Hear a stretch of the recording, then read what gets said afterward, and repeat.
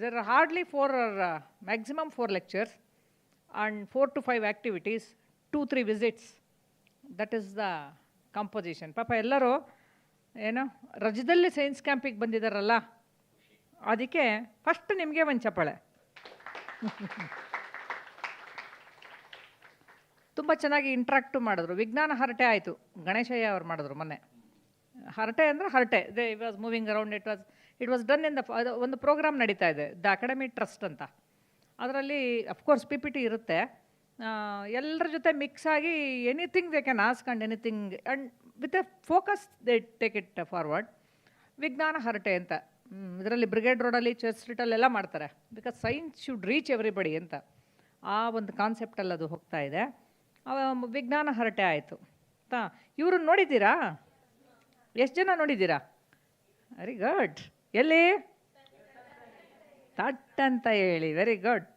ಈಗ ಅವ್ರೇನಾನ ಕೇಳಿದ್ರೆ ನೀವು ಹೆಂಗೆ ಹೇಳಬೇಕು?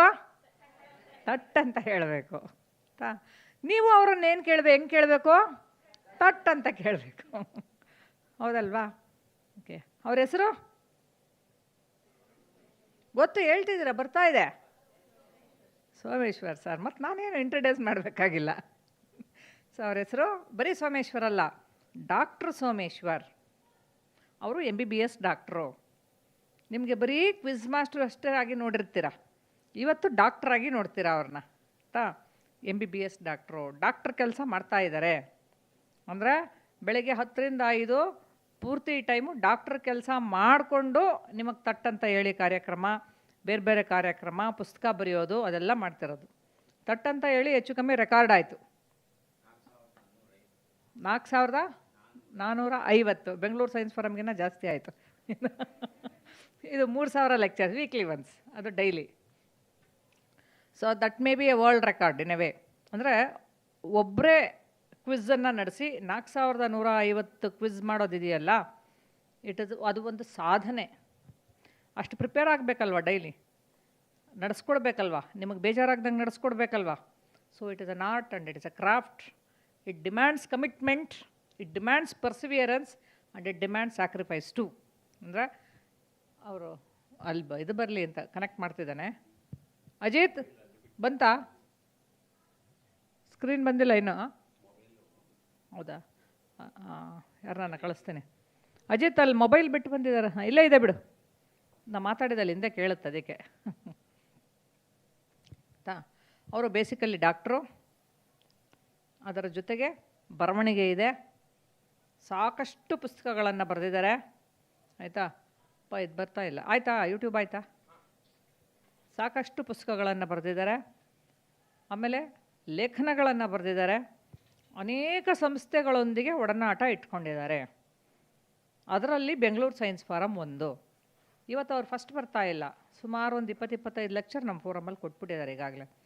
ಸಮ್ಮರ್ ಸ್ಕೂಲ್ಗೆ ಬರೋದಿದೆಯಲ್ಲ, ಮಕ್ಕಳ ಜೊತೆ ಮಾತಾಡೋದಿದೆಯಲ್ಲ, ಅದಕ್ಕೊಂದು ವಿಶೇಷವಾದ ಪ್ರೀತಿ ಬೇಕು. ಯಾಕಂದರೆ ಅವ್ರು ಸಾಧನೆ ಮಾಡಿದವರು ಬರೋದಕ್ಕೆ ಅವ್ರಿಗೆ ಬೇಕಾದಷ್ಟು ಕೆಲಸ ಇರುತ್ತೆ. ಇವತ್ತು ಮೇ 1ನೇ ತಾರೀಕು, ಇವತ್ತು ರಜಾ, ಅವ್ರಿಗೂ ರಜಾ, ನನಗೂ ರಜಾ, ಇಬ್ಬರು ರಜದಲ್ಲಿ ಬಂದಿದ್ದೀವಿ, ನಮಗೆ ರಜಾ ಸಿಕ್ಕದೇ ಅಪರೂಪ. ಅಂಥದ್ರಲ್ಲಿ ರಜಾ ಇದ್ದಾಗ ಕಾರ್ಯಕ್ರಮಗಳನ್ನು ಒಪ್ಕೊಂಡು ಬರಬೇಕಾದ್ರೆ it demands at an amount of commitment and love for science. So ಆ ಒಂದು ಕಮಿಟ್ಮೆಂಟು, ಲವನ್ನು ಇಟ್ಕೊಂಡು ನಾವು ಈ ಕಾರ್ಯಕ್ರಮಕ್ಕೆ ಬರಬೇಕು ಅಂತ ಕೇಳಿದಾಗ ಅವ್ರು ಏನು ಎರಡನೇ ಮಾತು ಏನು ಹೇಳಿ ಯಾವತ್ತೂ ಇಲ್ಲ. ಸೈನ್ಸ್ ಫಾರಮ್ ಪ್ರೋಗ್ರಾಮ್ಗೆ ಕೇಳಿದ ತಕ್ಷಣ ಎಸ್ ಅಂತ ಹೇಳ್ತಾರೆ. ಸೊ ಇದನ್ನು ಕೂಡ ಈಗ ಒಂದು 10 ತಿಂಗಳ ಹಿಂದೆ ನಾನು ಕೇಳಿದಾಗ ತುಂಬ ಪ್ರೀತಿಯಿಂದ ಒಪ್ಕೊಂಡು ಇವತ್ತಿನ ಕಾರ್ಯಕ್ರಮಕ್ಕೆ ಬಂದಿದ್ದಾರೆ. ಅವರಿಗೆ ಅಪ್ಪ ಅಜಿತ್ ಆಯಿತಾ?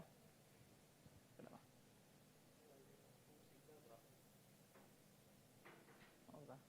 ಒಂದು ಹಾಂ, ಇಲ್ಲೇ ಫೋಟೋ ಅಲ್ಲಿಂದಾನೆ ಕೊಡ್ತೀಯಾ? ಈ ನ್ಯಾಷನಲ್ ಎಜುಕೇಷನ್ ಸೊಸೈಟಿ ಪರವಾಗಿ, ನ್ಯಾಷನಲ್ ಕಾಲೇಜಿನ ಪರವಾಗಿ ಹಾಗೂ ನಿಮ್ಮೆಲ್ಲರ ಪರವಾಗಿ ಹೃತ್ಪೂರ್ವಕವಾದ ಸ್ವಾಗತವನ್ನು ಕೋರ್ತಾ ಇದ್ದೀನಿ. ಇವತ್ತು ಮೆದುಳು ಎಲ್ಲಿರುತ್ತೆ? ಮೆದುಳು? ಗ್ಯಾರಂಟಿನಾ? ಇವತ್ತು ಅವ್ರು ಎಲ್ಲಿ ತೋರಿಸ್ತಾರೆ ಅಂದರೆ ಹೊಟ್ಟೆ ಒಳಗೆ ಮೊದಲು ತೋರಿಸ್ತಾರೆ. ಹೊಟ್ಟೆಯೊಳಗೊಂದು ಮೆದುಳು. ಆ ವಿಚಾರದ ಮೇಲೆ ನಿಮ್ಮ ಹತ್ರ 1 ಗಂಟೆ 1 ಕಾಲು ಗಂಟೆ ಎಷ್ಟಾಗುತ್ತೋ ಅಷ್ಟು ಸಮಯಗಳ ಕಾಲ ಉಪನ್ಯಾಸ ನೀಡ್ತಾ ಚರ್ಚೆ ಮಾಡ್ತಾ ನಿಮ್ಮನ್ನು ಆ ಮೆದುಳಿನ ಒಳಗಡೆ ಕರ್ಕೊಂಡು ಹೋಗ್ತಾರೆ. ಆಯಿತಾ? Over to professor Someshwar. Doctor Someshwar. ಇಲ್ಲಿ ಬಂದವ್ರಿಗೆಲ್ಲ ಪ್ರೊಫೆಸರ್ ಅಂತ ಕರೆದು ನೀವು ಪ್ರೊಫೆಸರೇ. ಎಲ್ರಿಗೂ ನಮಸ್ಕಾರ. ಎಲ್ಲರಿಗೂ ನಮಸ್ಕಾರ. ಹೇಗಿದ್ದೀರಿ? ಅಲ್ಲ, ನಿದ್ರೆ ಮಾಡ್ತಿದ್ದೀರೋ ಏನೋ ಅಂತ ಒಂದು ಸಣ್ಣ ಅನುಮಾನ. ನಾನು ಚೆನ್ನಾಗಿದ್ದೀನಿ, ನೀವು ಚೆನ್ನಾಗಿದ್ದೀರಾ? ಯಾಕೆ ಅನುಮಾನ? ಚೆನ್ನಾಗಿದ್ದೀನಿ ಅಂದರೆ ಅದಕ್ಕಿಂತ ಖುಷಿ ಪಡೋಂಥ ವಿಚಾರ ಮತ್ತೊಂದಿಲ್ಲ, ಹೌದಾ? ಹೆಚ್ಚು ಹರಟೆ ಬೇಡದೆ ನೇರವಾಗಿ ಶುರು ಮಾಡಿಬಿಡೋಣ. ಮಾಡೋದಕ್ಕೆ ಮೊದಲು 1-2-3 ವಿಚಾರಗಳನ್ನು ವಿನಿಮಯ ಮಾಡಿಕೊಳ್ಳೋದು ಒಳ್ಳೆಯದು. ಮೊದಲನೇದು, ಮೇಡಮ್ ಅವ್ರಿಗೆ ಕೃತಜ್ಞತೆಗಳನ್ನು ಸೂಚಿಸಬೇಕು. ಯಾಕಂದರೆ ನಿಮ್ಮನ್ನು ಭೇಟಿಯಾಗೋ ಅವಕಾಶ ನನಗೆ ಮಾಡಿಕೊಟ್ಟಿದ್ದಾರೆ. ಹಾಗೆಯೇ ನನ್ನನ್ನು ನೋಡೋ ಅವಕಾಶ ನಿಮ್ಮೆಲ್ರಿಗೂ ಮಾಡಿಕೊಟ್ಟಿದ್ದಾರೆ. ಹಾಗಾಗಿ ಬೆಂಗಳೂರು ಸೈನ್ಸ್ ಫೋರಮ್ಗೆ ಮತ್ತು ಮೇಡಮ್ ಅವ್ರಿಗೆ ಕೃತಜ್ಞತೆಗಳನ್ನು ಸೂಚಿಸಬೇಕು. ಎರಡನೇ ವಿಚಾರ ಏನು ಅಂದರೆ, ನಾನು ಸುಮಾರು 1 ಗಂಟೆ ಕಾಲ ಮಾತಾಡ್ತೇನೆ. ಆಮೇಲೆ ಪ್ರಶ್ನೆಗಳನ್ನು ಎಲ್ಲಿವರೆಗೆ ಬೇಕಾದರೂ ಕೇಳ್ಬೋದು, ಆಯಿತಾ? ಆದರೆ ಮಾತನಾಡುವಾಗ ಪ್ರಶ್ನೆ ಕೇಳೋದು ಬೇಡ, ಗುರ್ತು ಹಾಕ್ಕೊಳ್ಳಿ. ಗೊತ್ತಾಯ್ತಾ? ಏನಾದರೂ ಅನುಮಾನ ಬಂದು ಈ ಬಗ್ಗೆ ಪ್ರಶ್ನೆ ಕೇಳಬೇಕು ಅಂದರೆ ಆ ಪ್ರಶ್ನೆನ ಬರೆದಿಟ್ಕೊಳ್ಳಿ, ಕೊನೆಯಲ್ಲಿ ಕೇಳ್ಬೋದು. ಪ್ರಶ್ನೆನ ಇಂಗ್ಲೀಷಲ್ಲಾದರೂ ಕೇಳಿ, ಕನ್ನಡದಲ್ಲಾದರೂ ಕೇಳಿ. ನಾನು ಕನ್ನಡದಲ್ಲಿ ಹೇಳಿದ್ದು ಅರ್ಥವಾಗಲಿಲ್ಲ ಅಂದರೆ ಇಂಗ್ಲೀಷಲ್ಲಿ ಹೇಳೋಕ್ಕೆ ಪ್ರಯತ್ನ ಪಡ್ತೇನೆ. ಇಂಗ್ಲೀಷಲ್ಲಿ ಹೇಳಿದ್ದು ಕೆಲವರಿಗೆ ಅರ್ಥವಾಗದೆ ಹೋಗ್ಬೋದು, ಅದನ್ನು ಕನ್ನಡದಲ್ಲೂ ಹೇಳ್ತೇನೆ. ಆಗಬಹುದಾ? ಹಾಗಾಗಿ ವಿಷಯ ತಿಳ್ಕೊಳ್ಳೋದು ಮುಖ್ಯ, ಭಾಷೆ ಅಷ್ಟು ಮುಖ್ಯ ಅಲ್ಲ. ಇಂಗ್ಲೀಷ್ ಆದರೂ ಸರಿ, ಕನ್ನಡ ಆದರೂ ಸರಿ. ಆಗಬಹುದಾ? ಏನು ಹೇಳಿ ನೀವು? ಆಗಬಹುದು ಅಂದರೆ ಮುಂದುವರಿತೀನಿ, ಬೇಡ ಅಂದರೆ ಬೇಡ. ಆಗಬಹುದಾ?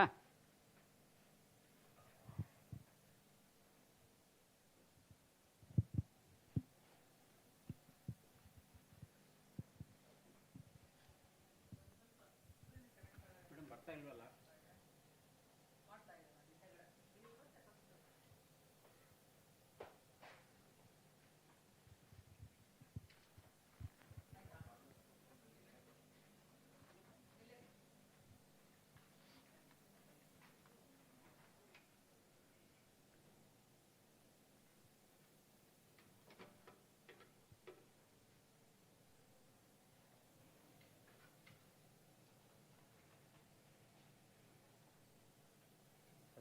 ಅಲ್ಲಿಂದ ಕೊಡ್ತೀನಿ ನಿಮಗೆ, ಹಂಗೆ ಕೋರ್ಡಿನೇಟ್.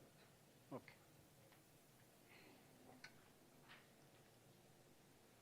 ಥಟ್ಟಂತ ಹೇಳಿ ನೋಡಿದ್ದೀರಾ? ಇಷ್ಟ ಆಗುತ್ತಾ ಇಲ್ವಾ? ಯಾಕೆ ಇಷ್ಟ ಆಗುತ್ತೆ? ಅದರಿಂದ ನಿಮಗೇನು ಉಪಯೋಗ ಆಗುತ್ತೆ ಅಂತ ತಿಳ್ಕೋಬೇಕು. ಮತ್ತು ಆ ಪ್ರಶ್ನೆಗಳಲ್ಲಿ ಯಾವುದಾದ್ರೂ ಪ್ರಶ್ನೆ ಚೆನ್ನಾಗಿಲ್ಲ ಸರ್, ಇದನ್ನು ಯಾಕೆ ಇಟ್ಕೊಂಡಿದ್ದೀರಿ, ಇದನ್ನು ಬದಲಾವಣೆ ಮಾಡಿ, ಈ ರೀತಿ ಪ್ರಶ್ನೆ ಕೇಳಿದ್ರೆ ಚೆನ್ನಾಗಿರುತ್ತಲ್ವಾ ಅಂತ ಅನಿಸಿದ್ರೆ ನೀವು ಹೇಳ್ಬೋದು. ಅದನ್ನು ಕಾರ್ಯರೂಪಕ್ಕೆ ತರೋಕ್ಕೆ ಪ್ರಯತ್ನಿಸ್ತೀವಿ. ಥಟ್ಟಂತ ಹೇಳಿ, ಯಾಕೆ ನಿಮಗೆ ಇಷ್ಟ? ಒಂದು ಮಕ್ಕಳೇ ತಿಳ್ಕೊಳ್ಳಿ, ಅವಕಾಶ ಸಿಕ್ಕಿದಾಗ ಪ್ರಶ್ನೆ ಕೇಳಬೇಕು. ಈಗ 1 ಗಂಟೆವರೆಗೂ ನಿಮ್ಮ ಜೊತೆ ಏನಿರ್ತೇನೆ, ಆ 1 ಗಂಟೆವರೆಗೂ ನೀವೇನು ಪ್ರಶ್ನೆ ಕೇಳಿದ್ರೂ ಉತ್ತರ ಹೇಳ್ತೇನೆ. ಆ 1 ಗಂಟೆ ಆಗೋಗ್ಬಿಟ್ಟು ನಾನು ಮನೆ ಕಡೆ ಹೊರಟ್ಬಿಟ್ರೆ ಪ್ರಶ್ನೆ ಕೇಳಬೇಕು ಅಂದರೂ ನಾನು ಇರೋದಿಲ್ಲ ಅಲ್ವಾ? ಸೊ ಇರೋವಾಗ ಪ್ರಶ್ನೆ ಕೇಳಿ ಹೆಚ್ಚು ಹೆಚ್ಚು ತಿಳ್ಕೊಳ್ಳೋ ಪ್ರಯತ್ನ ಪಡಬೇಕು.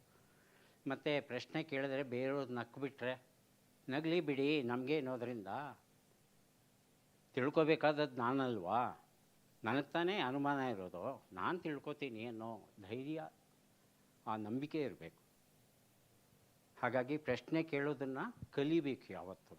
ನರಸಿಂಹಯ್ಯವರು ಯಾವತ್ತೂ ಹೇಳ್ತಾಯಿದ್ರು, ಪ್ರಶ್ನೆಗಳನ್ನು ಕೇಳಿ. ಯಾವ ಕಾರ್ಯಕ್ರಮ, ಯಾವ ಪ್ರಶ್ನೆ ನಿಮ್ಗೆ ಇಷ್ಟ ಅದರಲ್ಲಿ ಥಟ್ ಅಂತ ಹೇಳಿ. ನೋಡಿದ್ದೀರಾ ಕಾರ್ಯಕ್ರಮನ? ಹಾಂ, ಮತ್ತು ಏನು ಇಷ್ಟ ಆಯಿತು, ಏನು ಇಷ್ಟ ಆಗಲಿಲ್ಲ ಅದರಲ್ಲಿ?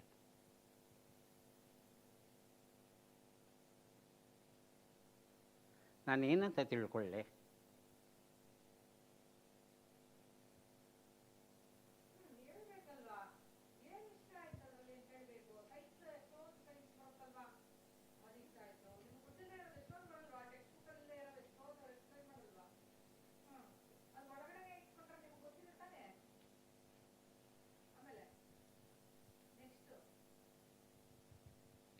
ಲೆಕ್ಕ ಇಷ್ಟ ಆಗುತ್ತಾ? ಲೆಕ್ಕ ಇಷ್ಟ ಆಗಲ್ಲ. ಯಾಕೆ ಇಷ್ಟ ಲೆಕ್ಕ? ಅದು ಮೆಂಟಲ್ ಕ್ಯಾಲ್ಕುಲೇಷನ್ ಅಂತಾರೆ, ಮನಸ್ಸಿನೊಳಗೆ ಲೆಕ್ಕ ಹಾಕೋದು. ನಾವೆಲ್ಲ ಏನು ಮಾಡ್ತೀವಿ ಅಂದರೆ ಕ್ಯಾಲ್ಕುಲೇಟರ್ ತೊಗೊಂಡು ಲೆಕ್ಕ ಹಾಕ್ತೀವಿ, ಕೂಡೋದಕ್ಕೂ ಕಳೆಯೋದಕ್ಕೂ ಎಲ್ಲದಕ್ಕೂ. ಅಭ್ಯಾಸ ಬಿಡಬೇಕು. ಯಾವಾಗಲೂ ಇರುತ್ತಾ ನಮ್ಮ ಜೊತೆ ಕ್ಯಾಲ್ಕುಲೇಟ್ರು? ಇರೋದಿಲ್ಲ. ಇಲ್ಲದೇ ಇರೋ ಸಂದರ್ಭದಲ್ಲಿ ಲೆಕ್ಕ ಮಾಡಬೇಕಾದಂಥ ಸಂದರ್ಭ ಬಂದರೆ ಏನು ಮಾಡೋದು? ಮನಸ್ಸಲ್ಲಿ ಒಂದು ಸಣ್ಣ ಪುಟ್ಟ ಲೆಕ್ಕ ಮಾಡೋಕ್ಕಾದರೂ ಗೊತ್ತಿರಬೇಕಲ್ವಾ? ಆದರೆ ತಮಾಷೆ ಏನು ಗೊತ್ತಾ, ದೊಡ್ಡ ದೊಡ್ಡವರೆಲ್ಲ ಬರ್ತಾರಲ್ಲ, ಎಷ್ಟೋ ಟೀಚರ್ಗಳು ಬರ್ತಾರೆ ಕಾರ್ಯಕ್ರಮಕ್ಕೆ, ಅವ್ರಿಗೆ ಮಗ್ಗಿ ಗೊತ್ತಿಲ್ಲ.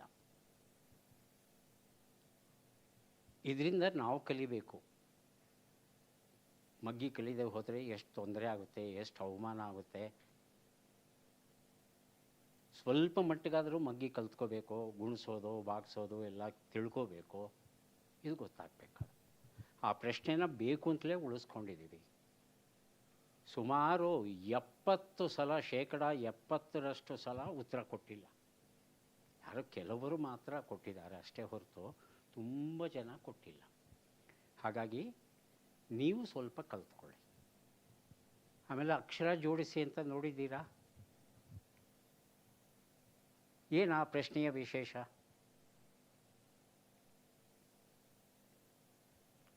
ಗೊತ್ತಿಲ್ವಾ? ಓ ಬಂತಾ? ಸಾರಿ, ನಾನು ನೋಡಲಿಲ್ಲ.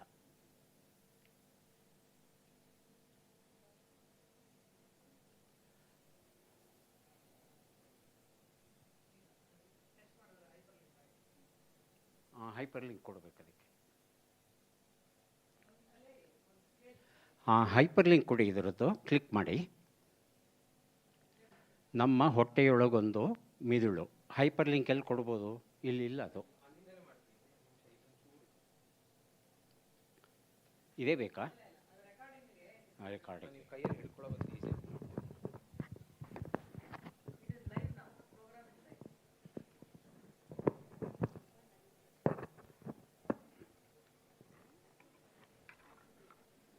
ಹಲೋ, ಇದನ್ನು ಹೈಪರ್ ಲಿಂಕ್ ಕೊಡಿ ಸಾಕು. ಮಿಕ್ಕಿದ್ದನ್ನು ಇದರಲ್ಲಿ ಆಪ್ರೇಟ್ ಮಾಡ್ಬೋದಲ್ವಾ? ಓಕೆ, ಆಗಲಿ.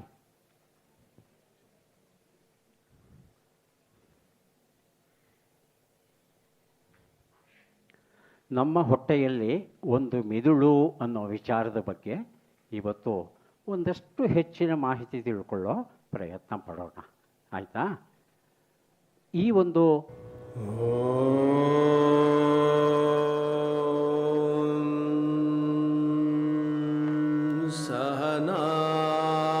ಸಹನಾವವತು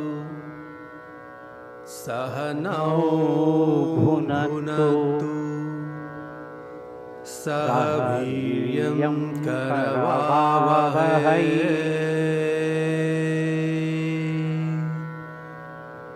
ತೇಜಸ್ವಿನಾವಧೀತಮಸ್ತು ಮಾ ವಿದ್ವಿಷಾವಹೈ.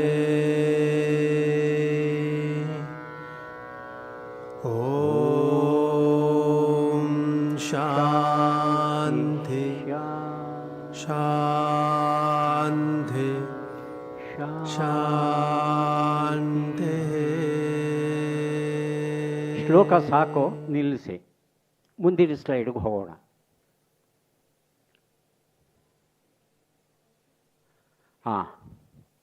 ಮಕ್ಕಳೇ, ಈ ಮಂತ್ರವನ್ನು ನೀವೆಲ್ಲ ಕೇಳಿದ್ದೀರಿ ಅಲ್ವಾ? ಎಷ್ಟೋ ಜನಕ್ಕೆ ಹಾಡೋಕ್ಕೂ ಬರುತ್ತೆ. ಈ ಮಂತ್ರದ ಹೆಸರೇನು ಅಂತ ಗೊತ್ತಾ? ಈ ಮಂತ್ರದ ಹೆಸರು ಭೋಜನ ಮಂತ್ರ ಅಂತ ಹೇಳ್ತಾರೆ, ಶಾಂತಿ ಮಂತ್ರ ಅಂತಲೂ ಹೇಳ್ತಾರೆ. ಸರ್, ವಿಜ್ಞಾನದ ಕಾರ್ಯಕ್ರಮ ಇದು. ಸೈನ್ಸ್ ಫೋರಮ್ಮಲ್ಲಿ ನೀವು ಯಾವುದೋ ಮಂತ್ರದ ಬಗ್ಗೆ ಹೇಳ್ತಿದ್ದೀರಲ್ಲ, ವಿಜ್ಞಾನಕ್ಕೂ ಮಂತ್ರಕ್ಕೂ ಏನು ಸಂಬಂಧ? ಸಣ್ಣ ಅನುಮಾನ ಬರಬಹುದು. ಮೊದಲು ಈ ಮಂತ್ರದ ಅರ್ಥ ತಿಳ್ಕೊಳ್ಳೋಕ್ಕೆ ಪ್ರಯತ್ನ ಪಡೋಣ. ಓಂ ಸಹನಾಭವತು ಅಂದರೆ ನಮ್ಮಿಬ್ಬರಿಗೂ ರಕ್ಷಣೆ ದೊರೆಯಲಿ. ಯಾರಿಬ್ಬರಿಗೆ? ಗುರುಗಳಿಗೆ, ಶಿಷ್ಯರಿಗೆ. ಈ ಮಂತ್ರವನ್ನು ಯಾವಾಗಲೂ ಹೇಳೋದು ಪಾಠವನ್ನು ಆರಂಭಿಸೋದಕ್ಕೆ ಮೊದಲು, ಪಾಠವನ್ನು ಮುಗಿಸಿದ ಮೇಲೆ, ಭೋಜನವನ್ನು ಆರಂಭಿಸೋದಕ್ಕೆ ಮೊದಲು, ಭೋಜನ ಮುಗಿದ ಮೇಲೆ ಇದು ಹೇಳಬೇಕು ಅಂತ ದೊಡ್ಡವರು ಒಂದು ಕಿವಿ ಮಾತನ್ನು ಹೇಳಿದ್ದಾರೆ. ಯಾಕೆ ನಾವು ಹೇಳಬೇಕು ಅಂಥದ್ದೇನಿದೆ ಇದರಲ್ಲಿ ಅನ್ನೋದನ್ನು ತಿಳ್ಕೋಬೇಕು. ಹಾಗಾಗಿ ಮಂತ್ರದ ಅರ್ಥ ತಿಳ್ಕೊಳ್ಳಿಕ್ಕೆ ಪ್ರಯತ್ನ ಪಡೋಣ. ಓಂ ಸಹನಾಭವತು ಅಂದರೆ ನಮ್ಮಿಬ್ಬರಿಗೂ ರಕ್ಷಣೆಯು ದೊರೆಯಲಿ. ಈ ಮಂತ್ರವನ್ನು ಗುರುಗಳೂ ಹೇಳ್ತಾರೆ, ಶಿಷ್ಯರೂ ಹೇಳ್ತಾರೆ, ಇಬ್ಬರು ಒಟ್ಟಿಗೆ ಸೇರ್ಕೊಂಡು ಹೇಳೋದು. ಅದಕ್ಕೆ ನಿಮ್ಮ ಜೊತೆ ನಾನು ಸಹ ಹೇಳೋಕ್ಕೆ ಪ್ರಯತ್ನ ಪಟ್ಟೆ. ಅರ್ಥವಾಯ್ತಾ? ನಮ್ಮಿಬ್ಬರಿಗೂ ರಕ್ಷಣೆ ದೊರೆಯಲಿ ಅಂದರೆ ಗುರುಗಳಿಗೂ ರಕ್ಷಣೆ ದೊರೆಯಬೇಕು, ಶಿಷ್ಯರಿಗೂ ರಕ್ಷಣೆ ದೊರೆಯಬೇಕು. Next slide. ನಮ್ಮಿಬ್ಬರನ್ನು ಪೋಷಿಸಲಿ ಸಹನೌ ಭುನಕ್ತು. ನಾವಿಬ್ಬರು ಒಟ್ಟಿಗೆ ಸೇರಿಕೊಂಡು ಆಹಾರವನ್ನು ಸೇವಿಸ್ತಾ ಇದ್ದೇವೆ. ಇಲ್ಲಿ ಆಹಾರ ಅನ್ನೋದು ಎರಡು ಅರ್ಥದಲ್ಲಿ ದೊಡ್ಡವರು ಪ್ರಯೋಗ ಮಾಡಿದ್ದಾರೆ. ಭೋಜನ ಮಂತ್ರ ಅಂತ ಕೂತ್ಕೊಂಡು ಊಟ ಮಾಡುವಾಗ ನಾವೇನು ಊಟ ಮಾಡ್ತೇವೆ, ಆ ಊಟದಲ್ಲಿರ್ತಕ್ಕಂಥ ಪೋಷಕಾಂಶಗಳು ನನ್ನ ದೇಹಕ್ಕೆ ಹೇಗೆ ದೊರೆಯುತ್ತೋ ಹಾಗೆ ನಿನಗೂ ದೊರೆಯಲಿ. ಪಾಠವನ್ನು ಆರಂಭಿಸೋದಕ್ಕೆ ಮೊದಲು ಈ ಮಂತ್ರವನ್ನು ಹೇಳಿದಾಗ ಏನನ್ಸುತ್ತೆ ಅಂತ ಹೇಳ್ತಂದರೆ, ನನ್ನಲ್ಲಿ ಇರ್ತಕ್ಕಂಥ ಜ್ಞಾನ ಅನ್ನೋದು ಏನಿದೆ, ನೀವೆಲ್ಲ ಹಸ್ಕೊಂಡಿದ್ದೀರಿ ಜ್ಞಾನಕ್ಕಾಗಿ ಅಲ್ವಾ? ಹಾಗಾಗಿ ನಾನೇನು ಜ್ಞಾನ ಕೊಡ್ತೇನೆ, ತಿಳಿವನ್ನು ಕೊಡ್ತೇನೆ, ಹೊಸ ವಿಚಾರಗಳನ್ನು ಹೇಳ್ತೇನೆ, ಅದು ನಿಮ್ಮ ಮನಸ್ಸನ್ನು ಸೇರಿ ನಿಮ್ಮ ಮನಸ್ಸಲ್ಲಿರ್ತಕ್ಕಂಥ ಕುತೂಹಲ ಅನ್ನೋದು ಏನಿದೆ ಅದೆಲ್ಲ ಚೆನ್ನಾಗಿ ತಣಿಯಲಿ, ತೃಪ್ತಿ ಸಿಗಲಿ, ಹೊಸ ವಿಚಾರವನ್ನು ಕಲಿತ್ಕೊಂಡೆ ಅನ್ನೋ ಸಂತೋಷ ಸಿಗಲಿ ಅನ್ನೋ ಅರ್ಥದಲ್ಲಿ ಈ ಒಂದು ನಮ್ಮಿಬ್ಬರನ್ನು ಪೋಷಿಸಲಿ ಅನ್ನೋ ಮಾತು ಬರುತ್ತೆ. Next slide. ಸಹವೀರ್ಯಂ ಕರವಾವಹೈ. ನಮ್ಮಿಬ್ಬರ ಶಕ್ತಿಯು ಹೆಚ್ಚಲಿ. ಒಳ್ಳೆ ಊಟ ಮಾಡ್ತು ಅಂದರೆ ಒಳ್ಳೆ ಶಕ್ತಿ ಬರುತ್ತಲ್ವಾ? ಹಾಗೆಯೇ ಒಂದು ಒಳ್ಳೆ ವಿಚಾರವನ್ನು ತಿಳ್ಕೊಂಡ್ರೆ ಇಬ್ಬರ ಜ್ಞಾನವೂ ಹೆಚ್ಚುತ್ತೆ. ಬೀದಿಲಿ ಹೋಗ್ತಾ ಇರೋ ಒಬ್ಬ ವ್ಯಕ್ತಿಗೆ ಹೋಲಿಸಿ ನೋಡಿದ್ರೆ ನಮ್ಮ ಜ್ಞಾನ ಹೆಚ್ಚು ಅಲ್ವಾ? ನಮ್ಮಿಬ್ಬರ ಶಕ್ತಿ ಹೆಚ್ಚಾಗ್ತಾ ಇದೆ. ಹಾಗಾಗಿ ಇಬ್ಬರ ಶಕ್ತಿಯು ಹೆಚ್ಚಲಿ. ಸಹವೀರ್ಯಂ ಕರವಾವಹೈ. Next slide. ತೇಜಸ್ವಿನಾವಧೀತಮಸ್ತು. ನಮ್ಮಿಬ್ಬರಲ್ಲಿ ನವಚೈತನ್ಯವು ಮೂಡಿ ನಾವಿಬ್ಬರು ಒಟ್ಟಿಗೆ ಕೆಲಸ ಮಾಡುವಂತಾಗಲಿ. ಮನುಷ್ಯ ಯಾವತ್ತೂ ಒಂಟಿಯಲ್ಲ. ಮನುಷ್ಯ ಏನಿದ್ರೂ ಸಂಘಜೀವಿ. ಒಟ್ಟಿಗೆ ಸೇರಿಕೊಂಡ್ರೇ ನಾವೇನಾದರೂ ಸಾಧನೆ ಮಾಡಲಿಕ್ಕೆ ಸಾಧ್ಯ ಅಲ್ವಾ? ಇವತ್ತು ಚಂದ್ರನ ಮೇಲೆ ಹೆಜ್ಜೆ ಇಟ್ಟು ಮಂಗಳನ ಅಂಗಳಕ್ಕೆ ಜಿಗಿದಿದ್ದೇವೆ ಅಂದರೆ ಅದು ಒಬ್ಬರಿಂದ ಆಯ್ತಾ? ಅದು ಇಲ್ಲ. ಎಷ್ಟು ವಿಜ್ಞಾನಿಗಳು ಕೆಲಸ ಮಾಡಿದ್ದಾರೆ. ಹಾಗಾಗಿ ಒಟ್ಟಿಗೆ ಸೇರಿದ್ರೇ ನಾವೇನಾದರೂ ಸಾಧನೆ ಮಾಡಲಿಕ್ಕೆ ಸಾಧ್ಯ. ಹಾಗಾಗಿ ಈ ಊಟ ಅಥವಾ ಈ ಜ್ಞಾನ ತಿಳಿವು ಅನ್ನೋದು ಏನಿದೆ ಅದು ನಾವಿಬ್ಬರೂ ಒಟ್ಟಿಗೆ ಸೇರಿಕೊಂಡು ಕೆಲಸ ಮಾಡುವ ಹಾಗೆ ಬೇಕಾದ ಶಕ್ತಿಯನ್ನು, ಚೈತನ್ಯವನ್ನು, ಹುಮ್ಮಸ್ಸನ್ನು ಕೊಡಲಿ ಅಂತ ಹೇಳ್ತಾ ಇದ್ದಾರೆ. Next slide. ಮಾ ವಿದ್ವಿಷಾವಹೈ. ನಮ್ಮಿಬ್ಬರ ನಡುವೆ ಯಾವುದೇ ವೈರತ್ವವು ಬರದಿರಲಿ. ಇದು ತುಂಬ ಮುಖ್ಯವಾದದ್ದು. ನಮ್ಮಿಬ್ಬರ ನಡುವೆ ಯಾವುದೇ ವೈರತ್ವವು ಬರದಿರಲಿ. ಮಾ ವಿದ್ವಿಷಾವಹೈ ಅನ್ನೋದಿದೆಯಲ್ಲ, ತುಂಬ ಮುಖ್ಯವಾದದ್ದು. ನನಗಂತೂ ಮನಸ್ಸಿಗೆ ತುಂಬ ತಾಗಿದೆ ಈ ಒಂದು ಮಾತಂತೂ. ಮುಂದೆ ಈ ಮಾತಿನ ಅರ್ಥ ಏನು ಅನ್ನೋದನ್ನು ತಿಳ್ಕೊತೀರ ನೀವು, ಅದನ್ನು ಹೇಳ್ತೇನೆ. ಆದರೆ ಈ ಶಬ್ದವನ್ನು, ಈ ಮಂತ್ರದಲ್ಲಿರ್ತಕ್ಕಂಥ ಈ ಶಬ್ದ ಇದೆಯಲ್ಲ ತುಂಬ ಮುಖ್ಯವಾದದ್ದು. ನಮ್ಮ ಭಾರತೀಯ ಪದ್ಧತಿಯಲ್ಲಿ ಒಂದು ನಂಬಿಕೆ ಇದೆ. ಆತ್ಮ ಪರಮಾತ್ಮ ಅನ್ನೋ ಕಲ್ಪನೆ ಬರುತ್ತೆ.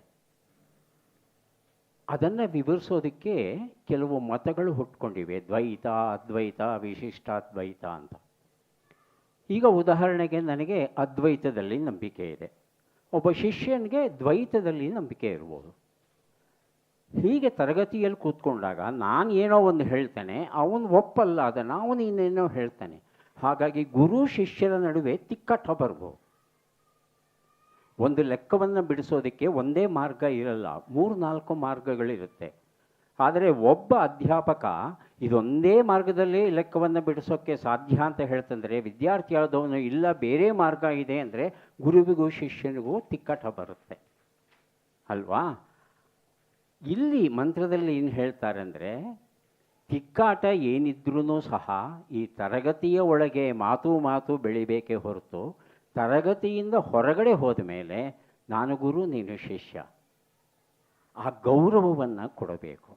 ಹಾಗಾಗಿ ವಿಚಾರ ವಿಮರ್ಶೆಗೆ ನಮ್ಮಿಬ್ಬರ ನಡುವೆ ಏನೇ ಮಾತುಕತೆಯಾದರೂ ಪರವಾಗಿಲ್ಲ, ಆದರೆ ಆ ಮಾತುಕತೆ ಇಲ್ಲೇ ತರಗತಿಯಲ್ಲೇ ಮುಗಿಬೇಕು, ಹೊರಗಡೆ ಬರಬಾರ್ದು. ನಮ್ಮ ವೈಯಕ್ತಿಕ ಬದುಕಲ್ಲಿ ಈ ಭಿನ್ನಾಭಿಪ್ರಾಯವನ್ನು ತಗೋಬಾರ್ದು ಅನ್ನೋ ಅರ್ಥ ಹೇಳುತ್ತೆ ಈ ಒಂದು ಮಂತ್ರ. Next slide.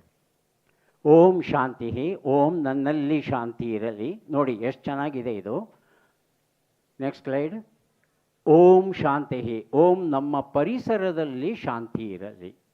ನಾವಿರ್ತಕ್ಕಂಥ ಸುತ್ತಮುತ್ತಲ ಪ್ರದೇಶ ಇದೆಯಲ್ಲ, ಅದರಲ್ಲೂ ಶಾಂತಿ ಇರಲಿ. Next slide.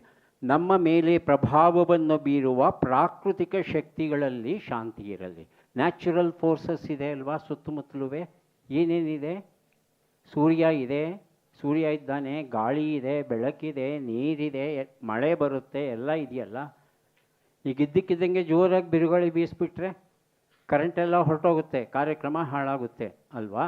ಎಲ್ಲೋ ಒಂದು ಕಡೆಗೆ ಇದು ಯಾವುದಕ್ಕೂ ನಮಗೆ ತೊಂದರೆ ಮಾಡದೇ ಇರಲಿ, ಅವು ಶಾಂತವಾಗಿರಲಿ ಅಂದರೆ ನಾನು ನೀವು ನಮ್ಮ ಸುತ್ತಮುತ್ತಲೂ ಇರತಕ್ಕಂಥ ಎಲ್ಲ ಶಕ್ತಿಗಳಲ್ಲೂ ಶಾಂತಿ ಇರಬೇಕು ಅಂತ ಹೇಳುತ್ತೆ ಈ ಮಂತ್ರ. ಈ ಮಂತ್ರದಲ್ಲಿ ಇರ್ತಕ್ಕಂಥ ಮಾ ವಿದ್ವಿಷಾವಹೈ ಅನ್ನೋ ಸಾಲಿದೆಯಲ್ಲ, ಅದನ್ನು ಮರಿಬೇಡಿ, ಅದನ್ನು ಗುರ್ತು ಹಾಕಿಟ್ಕೊಳ್ಳಿ. ಮಾ ವಿದ್ವಿಷಾವಹೈ ಅನ್ನೋ ಒಂದು ಸಾಲನ್ನು. Next slide. ಇದನ್ನು ಶಾಂತಿ ಮಂತ್ರ ಅಥವಾ ಭೋಜನ ಮಂತ್ರ ಅಂತ ಹೇಳ್ತೇವೆ. ಇದು ತೈತರಿಯ ಉಪನಿಷತ್ತಲ್ಲಿ, ನೆಕ್ಸ್ಟ್ ಹಾಗೆ ಹೋಗ್ತಾರೆ, ಕಠೋಪನಿಷತ್ತಲ್ಲಿ, ಮಾಂಡೂಕ್ಯ ಉಪನಿಷತ್ತಲ್ಲಿ, ಶ್ವೇತಾಶ್ವರ ಉಪನಿಷತ್ತಲ್ಲಿ ಕಂಡುಬರುತ್ತೆ. ಗೊತ್ತಾಯ್ತಾ? ಈ ಮಂತ್ರ ಎಲ್ಲೆಲ್ಲಿ ಕಂಡುಬರುತ್ತೆ ಅನ್ನೋದು ಗೊತ್ತಾಗಿದೆ. ಈಗ ಒಂದು ಮೂಲಭೂತ ಪ್ರಶ್ನೆ ನಿಮ್ಮ ಮುಂದೆ ಇಡ್ತೇನೆ. ನಾನು ಯಾರು ಹೇಳೋಕ್ಕಾಗುತ್ತಾ? ನಾನು ಯಾರು ಅಥವಾ ನೀವು ಯಾರು ಅಂತ? ನಾನು ಯಾರು ಅಂದರೆ ನಾನು ಡಾಕ್ಟರ್ ಸೋಮೇಶ್ವರ್ ಅಂತ ಹೇಳ್ಕೊಳ್ಳೋದು ಬಹಳ ಸುಲಭ. ಹೆಸರು ಬಗ್ಗೆ ಅಲ್ಲ, ಇಡೀ ದೇಹದ ಬಗ್ಗೆ ಹೇಳಬೇಕಾದ್ರೆ ನಾನು ಯಾರು? ಹೂ ಆಮ್ ಐ? ಯಾವತ್ತಾದ್ರೂ ಯೋಚನೆ ಮಾಡಿದ್ದೀರಾ ನಾನು ಯಾರು ಅಂತ? Next slide. Who am I? ನಾನು ಯಾರು? Next slide. Who am I? ನಾನು ಯಾರು? ಕ್ಲಿಕ್ ಮಾಡಿ. ನಾನು ಯಾರು ಅಂತ ಕೇಳುತ್ತಂದರೆ ಅದಕ್ಕೆ ಅರ್ಥ ಏನು ಹೇಳ್ಬೋದು? ನಾನು ಯಾರು ಅಂದರೆ ಮೊದಲು ನನ್ನ ದೇಹ ಬರಬೇಕು ಅಲ್ವಾ? ನನ್ನ ದೇಹದ ಜೊತೆಗೆ ನನ್ನ ಮನಸ್ಸು ಸೇರ್ಕೋಬೇಕು. ನನ್ನ ಮನಸ್ಸಿನ ಜೊತೆ ನನ್ನ ಆತ್ಮ ಸೇರಿದಾಗ ನಾನು ಅನ್ನೋದು ಆಗ್ತೀನಾ ಅನ್ನೋ ಒಂದು ಪ್ರಶ್ನೆ ಬರುತ್ತೆ. ಇಲ್ಲಿ ಆತ್ಮ ಅನ್ನೋ ಶಬ್ದವನ್ನು ಬಳಸಿದ್ದೇವೆ. ಈ ಆತ್ಮ ಅನ್ನೋದು ಏನಿದ್ರೂ ಧರ್ಮದಲ್ಲಿ ಬರುವಂಥ ಶಬ್ದ. ವಿಜ್ಞಾನದಲ್ಲಿ ಆತ್ಮ ಅನ್ನೋದು ಬರೋದಿಲ್ಲ. ಆತ್ಮ ಅನ್ನೋದು ಇದೆಯಾ ಅಂತ ವಿಜ್ಞಾನವನ್ನು ಕೇಳಿದ್ರೆ ನನಗೆ ಗೊತ್ತಿಲ್ಲ ಇದೆಯೋ ಇಲ್ವೋ, ಆದರೆ ಇದೆ ಅನ್ನೋದನ್ನು ಒಪ್ಪಲ್ಲ. ಆದರೆ ಧರ್ಮ ಹೇಳುತ್ತೆ ಆತ್ಮ ಪರಮಾತ್ಮ ಇದ್ದಾರೆ ಅಂತ. ಈ ವ್ಯತ್ಯಾಸನ ತಿಳ್ಕೋಬೇಕು. Next slide. ಕ್ಲಿಕ್ ಮಾಡಿ. ಇಲ್ಲಿ ವಿಜ್ಞಾನದ ದೃಷ್ಟಿಯಿಂದ ನೋಡಿದಾಗ ನನ್ನ ದೇಹ ಹೌದು ಇದೆ, ನನ್ನ ಮನಸ್ಸು ಇದೆ ಹೌದು, ಜೊತೆಗೆ ನನ್ನ ಜೈವಿಕ ಶಕ್ತಿ, ಬಯೋಲಾಜಿಕಲ್ ಫೋರ್ಸ್. ನಾವೆಲ್ಲ ಬದುಕಬೇಕಾದ್ರೆ ಎನರ್ಜಿ ಬೇಕಲ್ವಾ, ಶಕ್ತಿ ಬೇಕಲ್ವಾ? ಹೇಗೆ ಸಿಗುತ್ತೆ ಶಕ್ತಿ? ನಾವು ತಿನ್ನೋ ಆಹಾರದ ಮೂಲಕ ಸಿಗುತ್ತೆ, ನಾವು ಉಸಿರಾಡೋ ಆಕ್ಸಿಜನ್ ಮೂಲಕ ಸಿಗುತ್ತೆ. ಅದು ಗೊತ್ತಿದೆಯಾ? ನಾವು ಬದುಕಬೇಕಾದ್ರೆ ಮುಖ್ಯವಾಗಿ ಬೇಕಾದದ್ದು ಎರಡು ವಸ್ತು, ಒಂದು ಗ್ಲೂಕೋಸ್, ಇನ್ನೊಂದು ಆಕ್ಸಿಜನ್. ಗ್ಲೂಕೋಸು ಆಕ್ಸಿಜನ್ ಏನಾಗುತ್ತೆ? ತಿನ್ನೋ ಆಹಾರ ಎಲ್ಲ ಜೀರ್ಣಾಗಿ ಗ್ಲೂಕೋಸ್ ಆಗುತ್ತೆ ಅಲ್ವಾ? ಗ್ಲೂಕೋಸ್ ಆಗಿ ಕರುಳಿನ ಮೂಲಕ ರಕ್ತದಲ್ಲಿ ಹರಿಯುತ್ತೆ. ಇನ್ಸುಲಿನ್ ಅಂತ ಒಂದು ಕೆಮಿಕಲ್ ಏನು ಮಾಡುತ್ತೆ, ಈ ಗ್ಲೂಕೋಸ್ ಕೈ ಹಿಡ್ಕೊಂಡು ಜೀವಕೋಶದ ಹತ್ರ, ಸೆಲ್ ಹತ್ರ ಬಂದು ಅದಕ್ಕೊಂದು ಬಾಗಿಲಿರುತ್ತೆ. ಕಲ್ಪಿಸ್ಕೊಳ್ಳಿ ನೀವು, ಈ ಬಾಗಿಲಿದೆ, ಆ ಬಾಗಿಲನ್ನ ಹಾಗೆ ತೆಗಿಲಿಕ್ಕಾಗುತ್ತಾ? ಆಗೋದಿಲ್ಲ. ಅದಕ್ಕೊಂದು ಬೀಗ ಇದೆ. ಆ ಬೀಗದ ಕೈ ಅನ್ನೋದು ಇದೆಯಲ್ಲ, ಅದು ಇನ್ಸುಲಿನ್. ಅದು ಸೊ ಜೀವಕೋಶ ಅನ್ನೋ ಒಂದು ಕೋಣೆಯ ಬಾಗಿಲನ್ನು ತೆಗೆಯೋದು ಇನ್ಸುಲಿನ್. ತೆಗೆದುಬಿಟ್ಟು ಈ ಗ್ಲೂಕೋಸನ್ನು ಒಳಗಡೆ ಕಳಿಸುತ್ತೆ. ನಾವು ಉಸಿರಾಡುವಾಗ ಆಕ್ಸಿಜನ್ ಬರುತ್ತಲ್ವಾ, ಆಕ್ಸಿಜನ್ನು ಲಂಗ್ಸಲ್ಲಿ ಎಕ್ಸ್ಚೇಂಜ್ ಆಗುತ್ತೆ. ಯಾವ್ಯಾವುದೋ ಕಾರ್ಬನ್ ಡೈಆಕ್ಸೈಡು ಮತ್ತು ಆಕ್ಸಿಜನ್ನು ರಕ್ತದೊಳಗೆ ಬರುತ್ತೆ.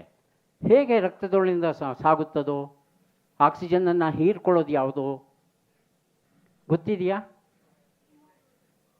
ಹಿಮೋಗ್ಲೋಬಿನ್ ಅಂತ ಕೇಳಿದ್ದೀರಾ? ಹಾಂ. ರಕ್ತದಲ್ಲಿ ಕೆಂಪು ರಕ್ತಕಣ, ರೆಡ್ ಬ್ಲಡ್ ಕಾರ್ಪಸಲ್, ವೈಟ್ ಬ್ಲಡ್ ಕಾರ್ಪಸಲ್ ಮತ್ತು ಪ್ಲೇಟ್ಲೆಟ್ಸ್ ಅಂತ ಇದೆ. ರೆಡ್ ಬ್ಲಡ್ ಕಾರ್ಪಸಲ್ ಅಥವಾ ಕೆಂಪು ರಕ್ತಕಣದ ಮೇಲೆ ಹಿಮೋಗ್ಲೋಬಿನ್ ಅಂತ ಇದೆ. ಆ ಹಿಮೋಗ್ಲೋಬಿನ್ನಲ್ಲಿ ಐರನ್ ಇರುತ್ತೆ. ಅದು ಆಕ್ಸಿಜನ್ನನ್ನೆಲ್ಲ ಹೀರ್ಕೊಳ್ಳುತ್ತದು. ಹೀರ್ಕೊಂಡು ಪ್ರತಿಯೊಂದು ಜೀವಕೋಶಕ್ಕೂ ತೊಗೊಂಡು ಹೋಗಿ ಕೊಡುತ್ತದು. ಜೀವಕೋಶದಲ್ಲಿ ಏನಿದೆ ಈಗ? ಗ್ಲೂಕೋಸ್ ಇದೆ. ಆ ಗ್ಲೂಕೋಸನ್ನು ಹಚ್ಚಿ ಉರಿಸೋದಕ್ಕೆ ಆಕ್ಸಿಜನ್ ಬೇಕು. ಸ್ಪಾರ್ಕ್ ಪ್ಲಗ್ ಥರ ಕೆಲಸ ಮಾಡುತ್ತೆ ಆಕ್ಸಿಜನ್. ಆ ಗ್ಲೂಕೋಸ್ ಉರಿದಾಗ, ಕಂಬಸ್ಟನ್ ಆದಾಗ, ಆಕ್ಸಿಡೈಸ್ ಆದಾಗ ಶಕ್ತಿ ಬರುತ್ತೆ. ಆ ಶಕ್ತಿನೇ ಬಯೋಲಾಜಿಕಲ್ ಎನರ್ಜಿ ಅಂತ ನಾವು ಹೇಳೋದು. ಧರ್ಮದಲ್ಲಿ ಆತ್ಮ ಅಂತ ಹೇಳ್ತಾರೆ. ನಮಗೆ ಆತ್ಮದ ವಿಚಾರ ಸದ್ಯಕ್ಕೆ ಬೇಡ ನಮಗೆ. ಆದರೆ ನಾವು ಬದುಕೋದಕ್ಕೆ ಮುಖ್ಯವಾಗಿ ಕಾರಣವಾಗಿರೋದು ಯಾವುದು ಅಂದರೆ ಈ ಬಯೋಲಾಜಿಕಲ್ ಎನರ್ಜಿ. ಈ ಬಯೋಲಾಜಿಕಲ್ ಎನರ್ಜಿ ಅನ್ನೋದು ಹೇಗೆ ಬರುತ್ತೆ ಅನ್ನೋದು ನಮಗೆ ಗೊತ್ತಾಗಿದೆ. ನಾವು ತಿನ್ನೋ ಆಹಾರದ ಮೂಲಕ, ನಾವು ಉಸಿರಾಡೋ ಗಾಳಿಯ ಮೂಲಕ ಆಕ್ಸಿಜನ್ ಬಂದು ನಮಗೆ ಶಕ್ತಿ ಕೊಡುತ್ತೆ. ಹಾಗಾಗಿ ನಾನು ಯಾರು ಅಂತ ಕೇಳ್ತು ಅಂದರೆ, ನಾನು ಅಂದರೆ ನನ್ನ ದೇಹ, ನನ್ನ ದೇಹದ ಒಳಗೆ ಇರತಕ್ಕಂಥ ಮನಸ್ಸು. ಈ ದೇಹ ಮತ್ತು ಮನಸ್ಸು ಎರಡೂ ಕೆಲಸ ಮಾಡೋದಕ್ಕೆ ಬೇಕಾಗಿರುವಂಥ ಶಕ್ತಿ, ಬಯೋಲಾಜಿಕಲ್ ಎನರ್ಜಿ. ಇದಿಷ್ಟು ಸೇರಿದ್ರೆ ನಾನು ಅಂತ ಹೇಳ್ಬೋದಾ? ಹೇಳಬಹುದು ಅಂತ ಅನಿಸುತ್ತೆ. ನೋಡೋಣ. ಈಗ ಮನುಷ್ಯ ಅಂದರೆ ಏನು? ಮನುಷ್ಯನ ದೇಹ ಯಾವುದರಿಂದ ಆಗಿದೆ ಗೊತ್ತಿದೆಯಾ? Human body is made up of what? Cells. How many cells? What type of cells? Are there different types of cells or only one type of cell? There are different types of cells. For example, skin cell, muscle cell, blood cell, nerve cell, isn't it? So there are many varieties of cells. So here, brain cells, heart muscle cell, red blood cell, nerve cell, fat cell, there are many varieties of cells. This point is very much clear. ನನ್ನ body, ನನ್ನ ದೇಹ ಅಂತ ಹೇಳ್ತಂದ್ರೆ ಅದು ಜೀವಕೋಶಗಳಿಂದ ಆಗಿದೆ. Human body is made up of innumerable cells. ಎಷ್ಟಿದೆ cells? Let us try to know. ನೋಡಿ, human body is made up of 37.2 trillion. ಇಂಗ್ಲೀಷಲ್ಲಿ ಟ್ರಿಲಿಯನ್ ಅಂತ ಹೇಳ್ತಾರೆ. ಕನ್ನಡದಲ್ಲಿ ಏನು ಹೇಳ್ತಾರೆ? ಲಕ್ಷ ಕೋಟಿ ಅಂತ ಹೇಳ್ತಾರೆ. ಅಂದರೆ ಇಡೀ ದೇಹವನ್ನು 37.2 ಲಕ್ಷ ಕೋಟಿ ಜೀವಕೋಶಗಳು ರೂಪುಗೊಂಡಿದೆಯಂತೆ. ಇದು ಒಬ್ಬ ಅಡಲ್ಟ್ ಹ್ಯೂಮನ್ ಬಾಡಿನ ಲೆಕ್ಕಕ್ಕೆ ತಗೊಂಡು ಹೇಳ್ತಾರದು, ಮಕ್ಕಳದಲ್ಲ. ಮಕ್ಕಳಿಗೆ ಕಡಿಮೆ ಇರುತ್ತೆ. ಒಬ್ಬ ಅಡಲ್ಟ್ ಹ್ಯೂಮನ್ ಅಂತ ತಗೊಂಡ್ರೆ ಅವನ ದೇಹದಲ್ಲಿ ಇಷ್ಟೊಂದು ಜೀವಕೋಶಗಳು ಇರುತ್ತಂತೆ. ಇದು ಗೊತ್ತಿತ್ತಾ ನಿಮಗೆ? ಇದನ್ನು ಗುರ್ತು ಹಾಕ್ಕೊಳ್ಳಿ. Human body is made up of 37.2 trillion cells. Human body is made up of so many cells. And among these cells, there are many varieties which you have already know it very well. Like blood cell, muscle cell, brain cell and others. ಗೊತ್ತಾಯ್ತಾ ಇದಿಷ್ಟು? Human body ಏನೇನಿಂದ ಆಗಿದೆ ಅಂತ. Next slide. ಅಷ್ಟೇ human ಬಾಡಿನಾ ಅಂತ ಕೇಳಿದ್ರೆ ಅಲ್ಲ.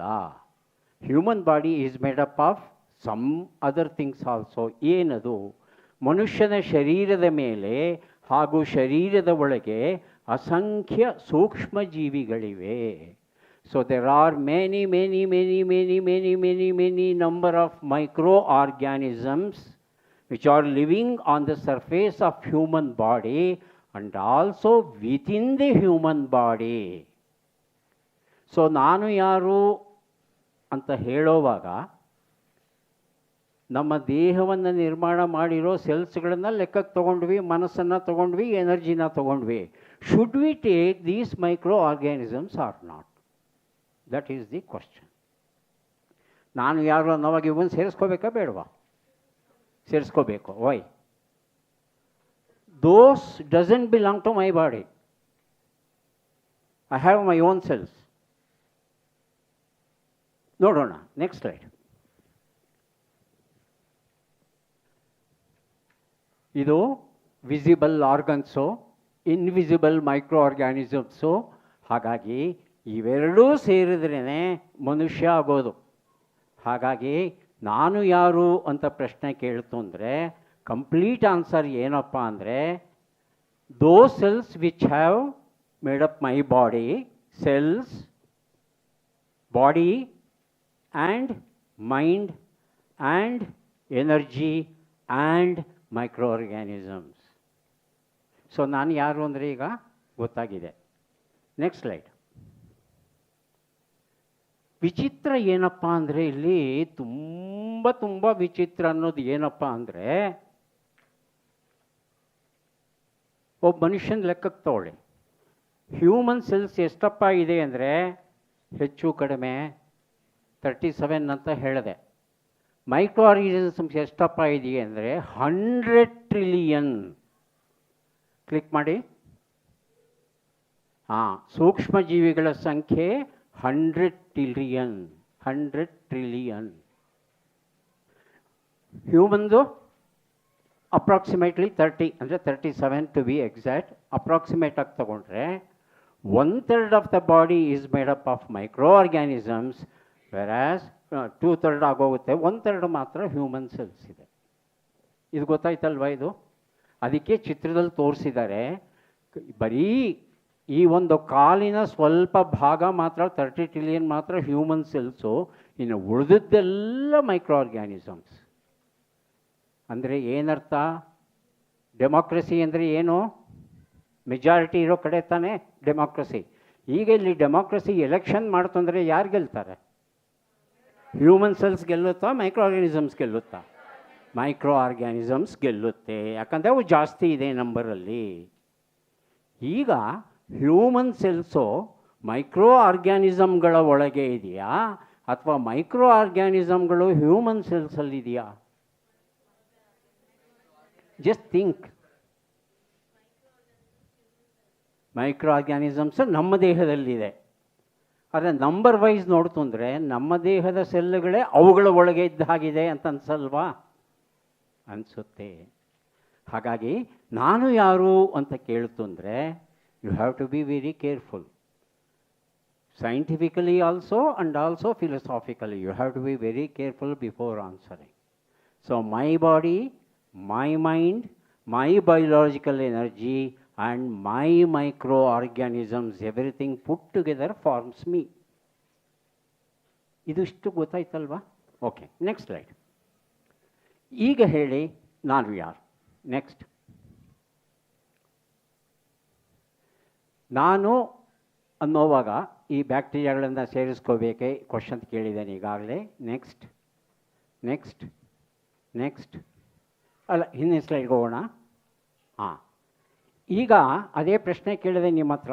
ಬ್ಯಾಕ್ಟೀರಿಯಾಗಳು ನನ್ನೊಳಗೋ ಅಥವಾ ನಾನು ಬ್ಯಾಕ್ಟೀರಿಯಾಗಳ ಒಳಗೋ ಅನ್ನೋದನ್ನು ಕೇಳಿದೆ. ಅದೇ ಸ್ವಲ್ಪ ಕನ್ಫ್ಯೂಷನ್ ಇದೆ. ಆದರೆ ಮಗು ಹೇಳ್ತು ಬ್ಯಾಕ್ಟೀರಿಯಾಗಳೇ ನನ್ನ ಬಾಡಿನಲ್ಲಿದೆ ಅಂತ ಹೇಳ್ತು. ಹೌದಾ? ನೋಡೋಣ, ಯೋಚನೆ ಮಾಡೋಣ. ಈಗ ಪ್ರಶ್ನೆ ಏನು ಅಂದರೆ, ಈ ಒಂದು ಹಿನ್ನೆಲೆಯಲ್ಲಿ ಶಾಂತಿ ಮಂತ್ರವನ್ನು ಅರ್ಥ ಮಾಡ್ಕೊಳ್ಳೋಕ್ಕೆ ಪ್ರಯತ್ನ ಪಡೋಣ. ಶಾಂತಿ ಮಂತ್ರ ನಾವೆಲ್ಲ ಯೋಚನೆ ಮಾಡಿ ಒಂದೊಂದು ಸಾಲಿನ ಅರ್ಥ ತಿಳ್ಕೊಂಡ್ವಿ ಅಲ್ವಾ?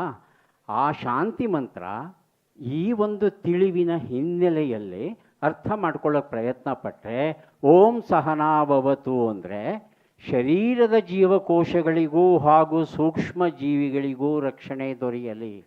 ನನಗೊಬ್ಬನಿಗೆ ಮಾತ್ರ ರಕ್ಷಣೆ ದೊರೆತರೆ ಸಾಕಾಗಲ್ಲಪ್ಪ. ನನ್ನ ಜೊತೆ ನನ್ನ ದೇಹದ ಮೇಲೆ, ದೇಹದ ಒಳಗೆ ಇರ್ತಕ್ಕಂಥ ಮೈಕ್ರೋ ಆರ್ಗ್ಯಾನಿಸಮ್ಸ್ ಏನಿದೆ ಅವುಗಳಿಗೂ ರಕ್ಷಣೆ ದೊರೆಯಲಿ. ನೆಕ್ಸ್ಟ್, ಸಹನೌ ಭುನಕ್ತು. ನಾನು ಊಟ ಮಾಡಿದ್ರೆ ನಾನು ಮಾತ್ರ ಊಟ ಮಾಡ್ತಾ ಇಲ್ಲ, ನನ್ನ ಜೊತೆಗೆ 100 ಟ್ರಿಲಿಯನ್ ಮೈಕ್ರೋ ಆರ್ಗ್ಯಾನಿಸಮ್ಸ್ಗಳೂ ಊಟ ಮಾಡ್ತಾ ಇವೆ ಅಲ್ವಾ? ಹಾಗಾಗಿ ಇಬ್ಬರು ಹೊಟ್ಟೆನೂ ತುಂಬಬೇಕು. ಒಪ್ತಿರೋ ಇಲ್ವೋ? ಇದು ಮೈಕ್ರೋ ಆರ್ಗ್ಯಾನಿಸಮ್ಗಳ ಹೊಟ್ಟೆನೂ ತುಂಬಬೇಕು, ನಮ್ಮ ಹೊಟ್ಟೆನೂ ತುಂಬಬೇಕು. ನೆಕ್ಸ್ಟ್ ಒನ್, ಸಹವೀರ್ಯಂ ಕರವಾವಹೈ. ಶರೀರದ ಜೀವಕೋಶಗಳಿಗೂ ಸೂಕ್ಷ್ಮ ಜೀವಿಗಳ ಎರಡರ ಶಕ್ತಿನೂ ಹೆಚ್ಚಲಿ. ಯಾಕಂದರೆ ಊಟ ಮಾಡಿದ್ದೀವಿ, ಊಟದಿಂದ ಆಕ್ಸಿಜನ್ನು ಗ್ಲೂಕೋಸು ಎಲ್ಲ ಸಿಕ್ಕಿದೆ ನಮಗೆ. ಸೊ ಇಬ್ಬರು ಚೆನ್ನಾಗಿರಬೇಕು ಅಲ್ವಾ? ಡೆಮಾಕ್ರಸಿನಲ್ಲಿ ರೂಲಿಂಗ್ ಪಾರ್ಟಿ, ಅಪೋಸಿಷನ್ ಪಾರ್ಟಿ ಎರಡೂ ಒಟ್ಟಿಗೆ ಕೆಲಸ ಮಾಡಿದ್ರೇ ಗೌರ್ಮೆಂಟ್ ನಡೆಯುತ್ತೆ. ಅಪೋಸಿಷನ್ ಪಾರ್ಟಿ ನಾನು ಸ್ಟ್ರೈಕ್ ಮಾಡ್ತೀನಿ ಅಂದರೆ ಗೌರ್ಮೆಂಟ್ ನಡೆಯುತ್ತಾ? ಕಷ್ಟ ಆಗುತ್ತೆ. ಹಾಗೆ ಇಲ್ಲೂ ಸಹ ನಮ್ಮ ಬಾಡಿ ಸೆಲ್ಸು, ಮೈಕ್ರೋ ಆರ್ಗ್ಯಾನಿಸಮ್ಸು ಎರಡರ ಹೊಟ್ಟೆನೂ ತುಂಬಬೇಕು. ಹೌದಾ? Next slide. ತೇಜಸ್ವಿ ನಾವಧಿಹಿತಮಸ್ತು. ಶರೀರ ಜೀವಕೋಶಗಳ ಹಾಗೂ ಸೂಕ್ಷ್ಮ ಜೀವಕೋಶಗಳ ಚೈತನ್ಯವು ಹೆಚ್ಚಿ ಸಾಮರಸ್ಯದಿಂದ ಕೆಲಸ ಮಾಡುವಂತಾಗಲಿ. ಸಾಮರಸ್ಯ ಅಂದ್ರೇನು? ಕೋಆಪರೇಷನ್, ಕೋಆರ್ಡಿನೇಷನ್ ಗೊತ್ತಾಗುತ್ತಾ? ಹಾಗಂದರೆ mutual cooperation. Ruling party, opposition party cooperation ಒಟ್ಟಿಗೆ ಸೇರಿ ಕೆಲಸ ಮಾಡಿದ್ರೆ ಗೌರ್ಮೆಂಟ್ ಚೆನ್ನಾಗಿ ನಡೆಯುತ್ತೆ. ಯಾವ್ಯಾವ ಕೆಲಸ ಯಾವ್ಯಾವ ಟೈಮಲ್ಲಿ ಆಗಬೇಕೋ ಅದು ಆಗುತ್ತೆ. ಯಾರಾದರೂ ಒಬ್ಬರು ತರಲೆ ಮಾಡಿದ್ರೂ ಕೆಲಸ ನಡೆಯಲ್ಲ. ಹಾಗಾಗಿ ನಾವು ಆರೋಗ್ಯವಾಗಿರಬೇಕಾದ್ರೆ ನಮ್ಮ ಬಾಡಿ ಸೆಲ್ಸ್ಗಳು ಹೇಗೆ ಆರೋಗ್ಯವಾಗಿರುತ್ತೋ ಹಾಗೆ ಮೈಕ್ರೋ ಆರ್ಗ್ಯಾನಿಸಮ್ಗಳು ಸಹ ಆರೋಗ್ಯವಾಗಿರಬೇಕು. ಇದು ಗೊತ್ತಾಯ್ತಲ್ವಾ?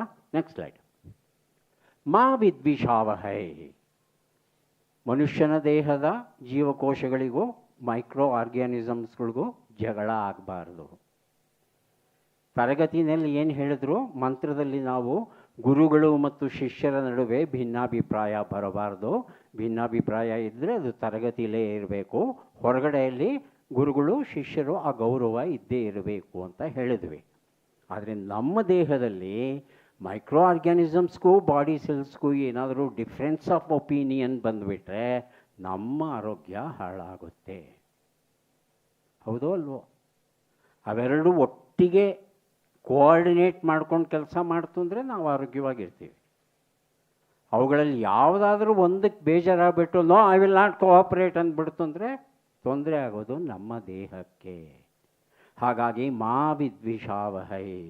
ನಮ್ಮಿಬ್ಬರ ನಡುವೆ ಯಾವುದೇ ರೀತಿಯಾದ ಡಿಫ್ರೆನ್ಸ್ ಆಫ್ ಒಪಿನಿಯನ್ ಬರಬಾರ್ದು. ಮಂತ್ರದಲ್ಲಿ ಹೇಳೋ ಹಾಗೆ ನಾವು ಸಹ ನಮ್ಮ ಆರೋಗ್ಯವನ್ನು ಕಾಪಾಡಿಕೊಳ್ಳೋಕ್ಕೆ ಈ ಮೈಕ್ರೋ ಆರ್ಗ್ಯಾನಿಸಮ್ ವಿರುದ್ಧ ಹೋಗಬಾರ್ದು. We should not go against these micro organisms. We should see that they are also placed very well in a healthy condition. ಇದಿಷ್ಟು ಗೊತ್ತಾಯ್ತಲ್ವಾ? Okay, next slide. ಓಂ ಶಾಂತಿ. ನೆಕ್ಸ್ಟ್. ಓಂ ಶಾಂತಿ. ನೆಕ್ಸ್ಟ್. ಹಾಂ, ನೆಕ್ಸ್ಟ್ ಕ್ಲಿಕ್ ಮಾಡಿ.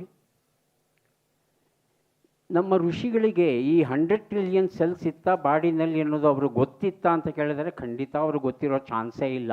ಯಾಕಂದರೆ ಮೈಕ್ರೋಸ್ಕೋಪ್ ಇರಲಿಲ್ಲ, ಸೆಲ್ ಅಂದರೆ ಏನು ಅಂತ ಗೊತ್ತಿರಲಿಲ್ಲ ಅವರಿಗೆ. ಹಾಗಾಗಿ ಇದೆಲ್ಲ ಅವರು ಗೊತ್ತಿತ್ತು ಅನ್ನೋದು ನಾನು ಹೇಳ್ತಾ ಇಲ್ಲ ಇಲ್ಲಿ. ಆದರೆ ವಿಷಯನ ಅರ್ಥ ಮಾಡ್ಕೋಬೇಕು ಅನ್ನೋ ದೃಷ್ಟಿಯಿಂದ ನಾನು ಹೇಳ್ತಾ ಇದ್ದೇನೆ. ಈ ಮಂತ್ರಗಳ ಅರ್ಥ ಯಾವತ್ತೂ ಒಂದಿರಲಿಲ್ಲ. 1, 2, 3 ರೀತಿಯ ಅರ್ಥಗಳು ಇರುತ್ತವೆ. ಹಾಗಾಗಿ ನಮಗೇನು ಬೇಕೋ ಅದನ್ನು ತಗೋಬೇಕಷ್ಟೇ ನಾವು. ಹಾಗಾಗಿ ಮಂತ್ರ ಯಾವ ರೀತಿ ಗುರು ಶಿಷ್ಯರ ನಡುವೆ ಹೊಂದಾಣಿಕೆ ಇರಬೇಕು ಅಂತ ಹೇಳುತ್ತೋ ಹಾಗೆಯೇ ಇಲ್ಲೂ ಸಹ ಬಾಡಿ ಸೆಲ್ಸ್ಗೂ ಮೈಕ್ರೋ ಆರ್ಗ್ಯಾನಿಸಮ್ಸ್ ನಡುವೆ ಹೊಂದಾಣಿಕೆ ಇರಬೇಕು. Next one. ನೆಕ್ಸ್ಟ್. ಕೆಲವು ಪ್ರಶ್ನೆಗಳು ಹುಟ್ಕೊಳ್ಳುತ್ತೆ ಈ ನಾಲೆಡ್ಜ್ ಹಿಂದ್ಗಡೆ. ಏನದು ಆ ಪ್ರಶ್ನೆಗಳು ನೋಡೋಣ. ಸೂಕ್ಷ್ಮ ಜೀವಿಗಳು ಅಂದ್ರೇನು? What exactly we mean by microorganisms? Where are they present? ಇವೆಲ್ಲೆಲ್ಲಿ ಇರುತ್ತವೆ? ಇವು ಯಾಕೆ ನಮ್ಮ ಶರೀರದಲ್ಲಿವೆ? Why should they present on our body or inside our body? That's a basic question. Next. ಇವು ಯಾವಾಗ ನಮ್ಮ ಶರೀರದೊಳಗೆ ಬಂದವು? ಹೇಗೆ ಬಂದವು ಇವು ನಮ್ಮ ದೇಹದೊಳಗೆ? That we need to know. ಇವುಗಳಲ್ಲಿ ಎಷ್ಟು ನಮೂನೆಗಳಿವೆ. ನಮ್ಮ ಹ್ಯೂಮನ್ ಬಾಡಿ ಸೆಲ್ಗಳಲ್ಲಿ 37.2 ಟ್ರಿಲಿಯನ್ ಅಂತ ಹೇಳಿಬಿಟ್ವಲ್ಲ, ಅವೆಲ್ಲ ಒಂದೇ ಥರ ಸೆಲ್ಗಳ ಅಲ್ಲ, ಬೇರೆ ಬೇರೆ ಇದೆ ಅನ್ನೋದು ಗೊತ್ತಾಯಿತು. ಹಾಗೆ ಮೈಕ್ರೋ ಆರ್ಗ್ಯಾನಿಸಮ್ಸ್ಗಳಲ್ಲೂ ಬೇರೆ ಬೇರೆ ಥರ ಇದೆಯಾ, ಯಾಕಿದೆ ನೋಡೋಣ. ಇವು ನಮಗೆ ಯಾಕೆ ಬೇಕು ಮೈಕ್ರೋ ಆರ್ಗ್ಯಾನಿಸಮ್ಸ್? ಇವುಗಳನ್ನೆಲ್ಲ ಯಾಕೆ ಸಾಯಿಸ್ಬಿಡಬಾರ್ದು ನಾವು? ಮನುಷ್ಯ ಏನೇನೋ ಮಾಡಿದಾನಲ್ವಾ, ಆಟಮ್ ಬಾಂಬ್ ಎಲ್ಲ ಕಂಡು ಹಿಡಿದುಬಿಟ್ಟು ಎಂತೆಂಥ ಊರುಗಳನ್ನು ನಾಶ ಮಾಡಿದಾನಲ್ವಾ, ಹಿರೋಶಿಮಾ ನಾಗಸಾಕಿ ಅಲ್ವಾ, ಹಾಗೆ ಇವುಗಳನ್ನು ಸಾಯಿಸಿಬಿಟ್ರೆ ನಾವು think about it. Can we kill them all? So that is a question. Let us try to know the answer. ಅವು ನಮ್ಮ ಶರೀರದಲ್ಲಿ ಹೇಗೆ ವರ್ತಿಸ್ತದೆ? How do they behave in our body, on our body and inside our body. So ಈ ಕ್ವಶನ್ಗಳಿಗೆ ಉತ್ತರಗಳನ್ನು ನಾವು ಕೇಳ್ತಾ ಇದ್ದೇವೆ. ಅವು ಪ್ರಜಾಪ್ರಭುತ್ವದ ನಿಯಮಗಳನ್ನು ಪಾಲಿಸುತ್ತವೆ. Do they follow principles of democracy? ಡೆಮಾಕ್ರಸಿಲಿ ಮ್ಯೂಚುವಲ್ ಕೋಆಪ್ರೇಷನ್ ಅಂತ ಹೇಳಿದ್ದೇವೆ, ಆದರೆ ನಮ್ಮ ಪಾಲಿಟಿಕ್ಸ್ ನೋಡ್ತಂದರೆ mutual cooperation very rarely it happens. ಯಾವಾಗಲೂ ಆಪೋಸಿಷನ್ ಪಾರ್ಟಿಯವರು ಗಲಾಟೆ ಮಾಡ್ತಿರ್ತಾರೆ. ಹಾಗೆ ಇವು ನಮ್ಮ ಬಾಡಿನಲ್ಲಿ ಗಲಾಟೆ ಮಾಡುತ್ತಾ? We don't know. Let us try to know them. ಅವು ಸರ್ವಾಧಿಕಾರಿ ಮನೋಭಾವ ತೋರುತ್ತವೆಯಾ? ಸರ್ವಾಧಿಕಾರಿ ಅಂದ್ರೇನು? ಡಿಕ್ಟೇಟರ್ಶಿಪ್. ನಾನು ಹೇಳ್ದಂಗೆ ನೀನು ಕೇಳಬೇಕು, ನಾನು ಹೇಳ್ದಂಗೆ ನೀನು ಮಾಡಬೇಕು. ಯಾಕಂದ್ರೆ ಅವುಗಳ ನಂಬರ್ ಜಾಸ್ತಿ ಇದೆ ಅಲ್ವಾ, ನಮಗಿಂತ 3 ಪಟ್ಟು ಜಾಸ್ತಿ ಇದೆ ಅಲ್ವಾ. ನಮ್ಮದು 30 ಅಂದರೆ ಅವ್ದು 100. ಸೊ ಡೆಮಾಕ್ರಸಿ ಪ್ರಕಾರ ಅವ್ರು ಹೇಳ್ದಂಗೆ ನಾವು ಕೇಳಬೇಕು. ಅಂದರೆ ಮೈಕ್ರೋ ಆರ್ಗ್ಯಾನಿಸಮ್ಸು ಡಿಕ್ಟೇಟರ್ಶಿಪ್ ತಗೊಂಡು ನಮಗೆ ಬೆಂಡೆತ್ತುತ್ತಾ? We don't know. Next one, ಸಮಾಜವಾದ. ಸಮಾಜವಾದ ಅಂದ್ರೇನು?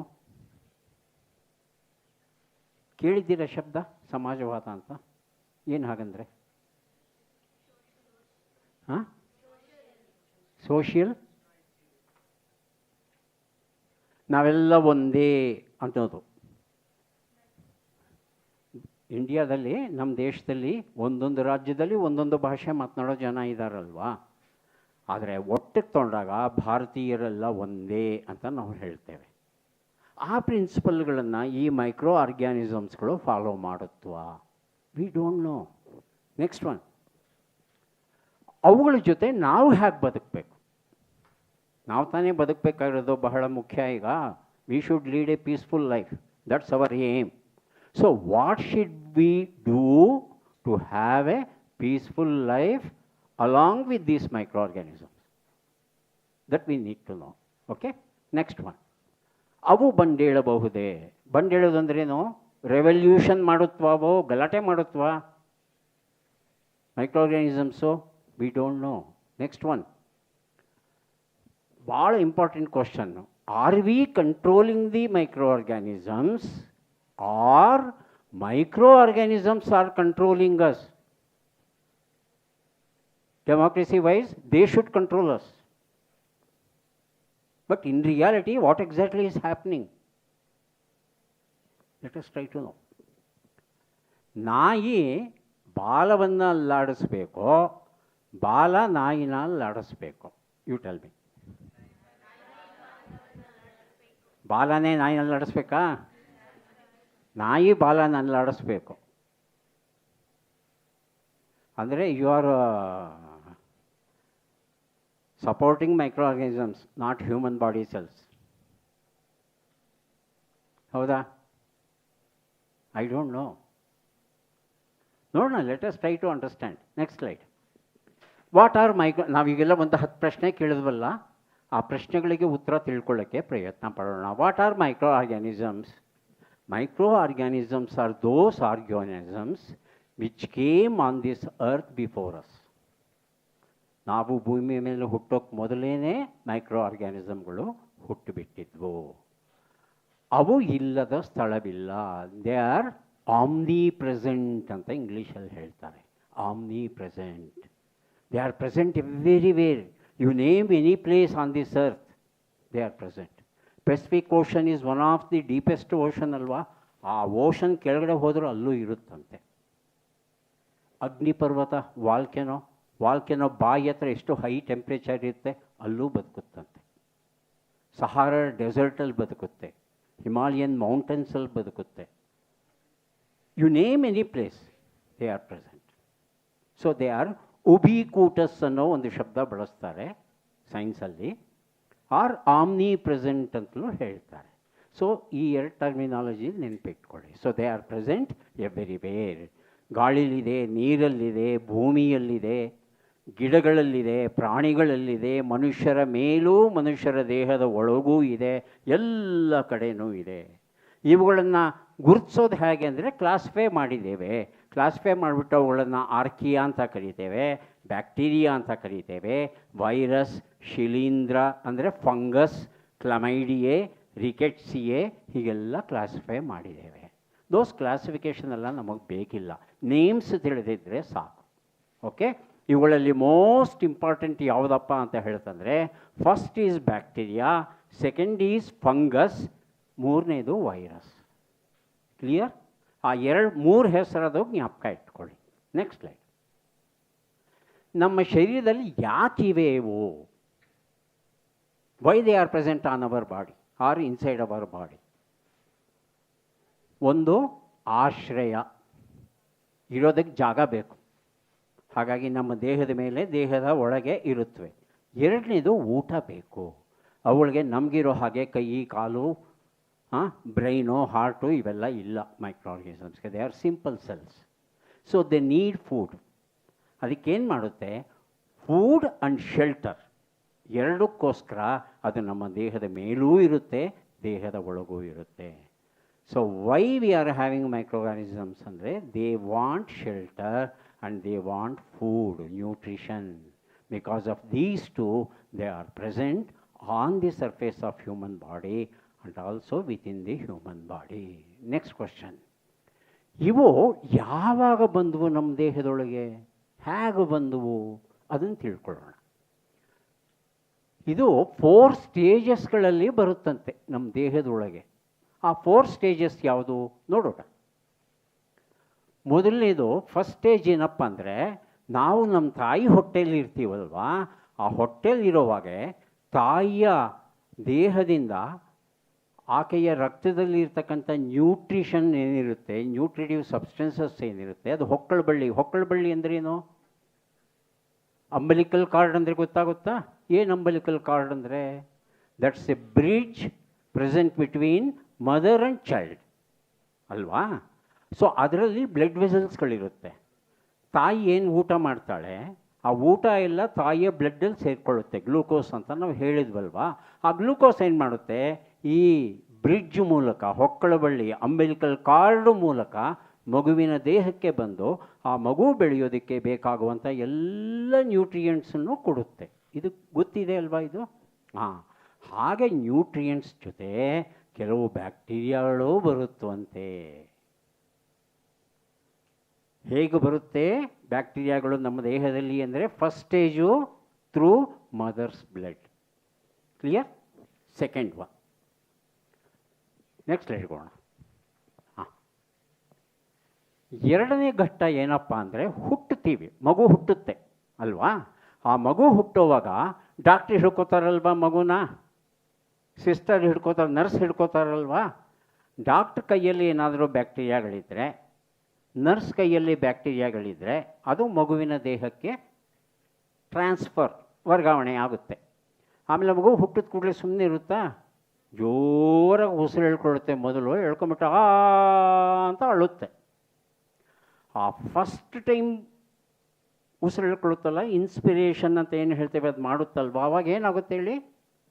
ಆ ಡೆಲಿವರಿ ರೂಮಲ್ಲಿ ಇರ್ತಕ್ಕಂಥ ಗಾಳಿ ಏನಿದೆ, ಆ ಗಾಳಿಯಲ್ಲಿ ಏನೇನು ಮೈಕ್ರೋ ಆರ್ಗ್ಯಾನಿಸಮ್ಸ್ ಇದೆ ಅವೆಲ್ಲವೂ ಮಗುವಿನ ದೇಹವನ್ನು ಪ್ರವೇಶ ಮಾಡುತ್ತೆ.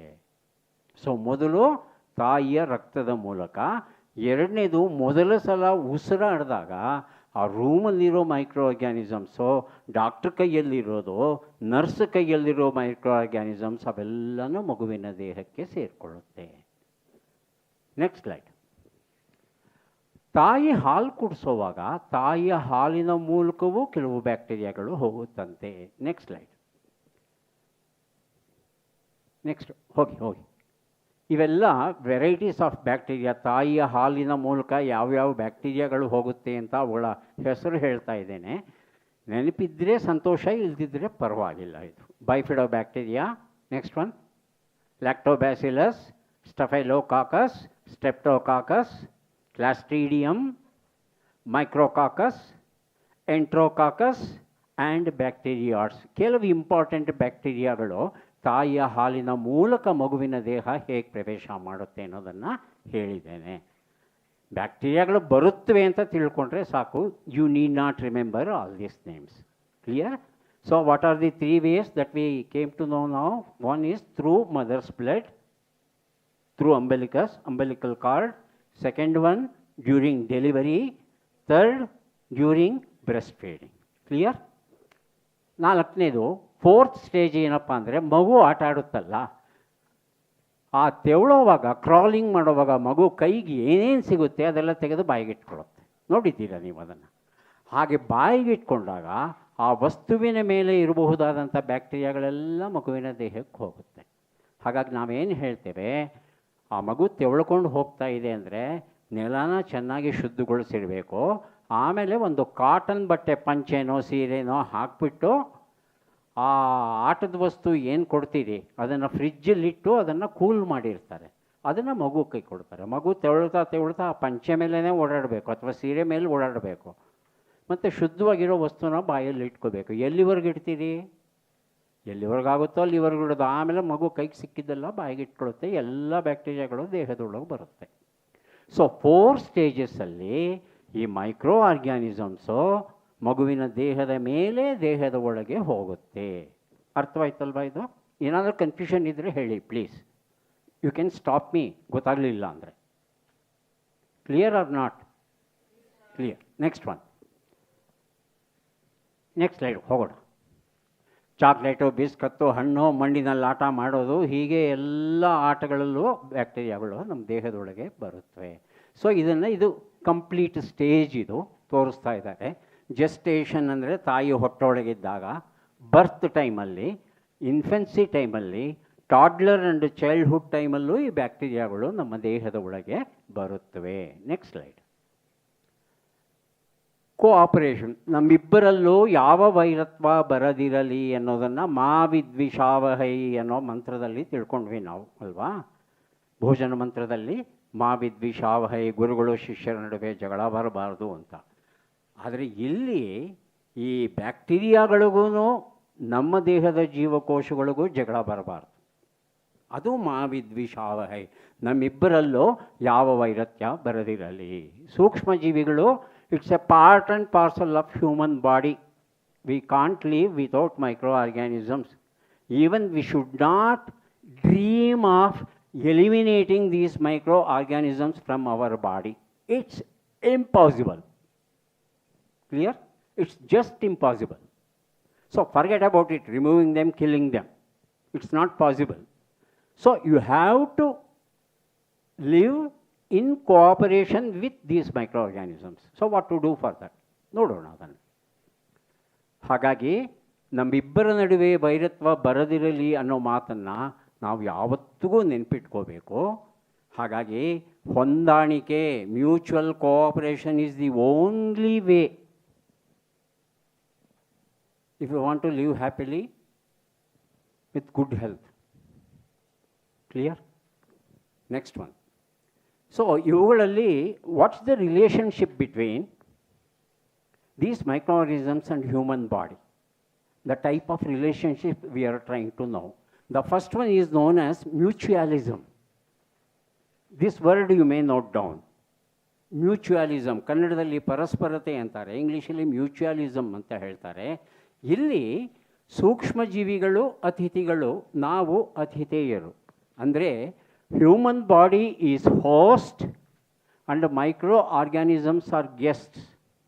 ಸೊ ಮನೆಗೆ ಯಾರಾದರೂ ಗೆಸ್ಟ್ಗಳು ಬಂದರೆ ನಾವು ಅವರನ್ನು ಚೆನ್ನಾಗಿ ನೋಡ್ಕೋತೀವ ಇಲ್ವಾ? ನೋಡ್ಕೋತೀವಿ. Same thing is happening here. ಇಲ್ಲೇನೋ ನಾವು ಚೆನ್ನಾಗಿರಬೇಕು, ನೀವು ಚೆನ್ನಾಗಿರಬೇಕು.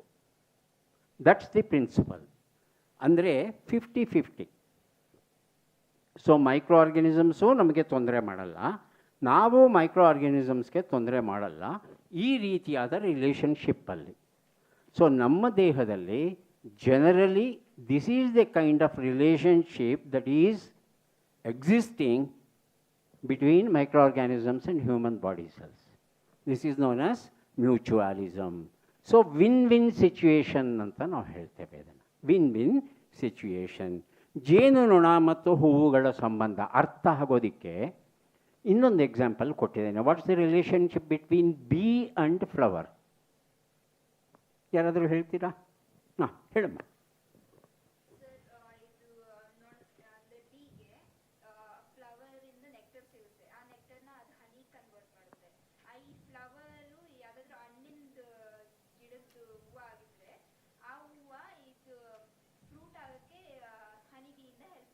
ಹೇಗೆ?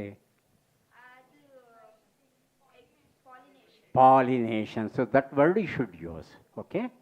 So bees are getting nectar and flowers are getting pollination. So equally benefit, this kind of relationship is equally benefit to bee and also flower. Clear? So this kind of relationship which is existing in our body is useful to both human body cells and also microorganisms. Now it's clear what exactly we mean by mutualism. Next one. Commensalism is the second variety. What exactly we mean by commensalism? Illi host shelter ಕೊಟ್ಟಿದ್ದಾರೆ, food ಕೊಟ್ಟಿದ್ದಾರೆ, protection ಕೊಡ್ತಾ ಇದ್ದಾರೆ. ಆದರೆ guest ಇದ್ದವನಿದ್ದಾನಲ್ಲ, ಏನೂ help ಮಾಡ್ತಾ ಇಲ್ಲ. Help ಮಾಡೋ ಬದಲು ಕಿರಿಕಿರಿ ಮಾಡ್ಬೋದು. ಏನಿದೆ, ಊಟ ಸರಿ ಇಲ್ಲ, ನೀರು ಬಿಸಿ ಇಲ್ಲ, ಸಾರಿಗೆ ಉಪ್ಪು ಜಾಸ್ತಿ ಆಗಿದೆ, ಪಲ್ಯ ಸರಿ ಇಲ್ಲ, ಹೀಗೆ ಕಿರಿಕಿರಿ. ಗೊತ್ತಾಯ್ತಾ? ಆದರೆ ನಾವೇನು ಮಾಡೋಕ್ಕಾಗುತ್ತೆ? ಏನೂ ಮಾಡೋಕ್ಕಾಗಲ್ಲ, ಗೆಸ್ಟ್ಗಳವರು.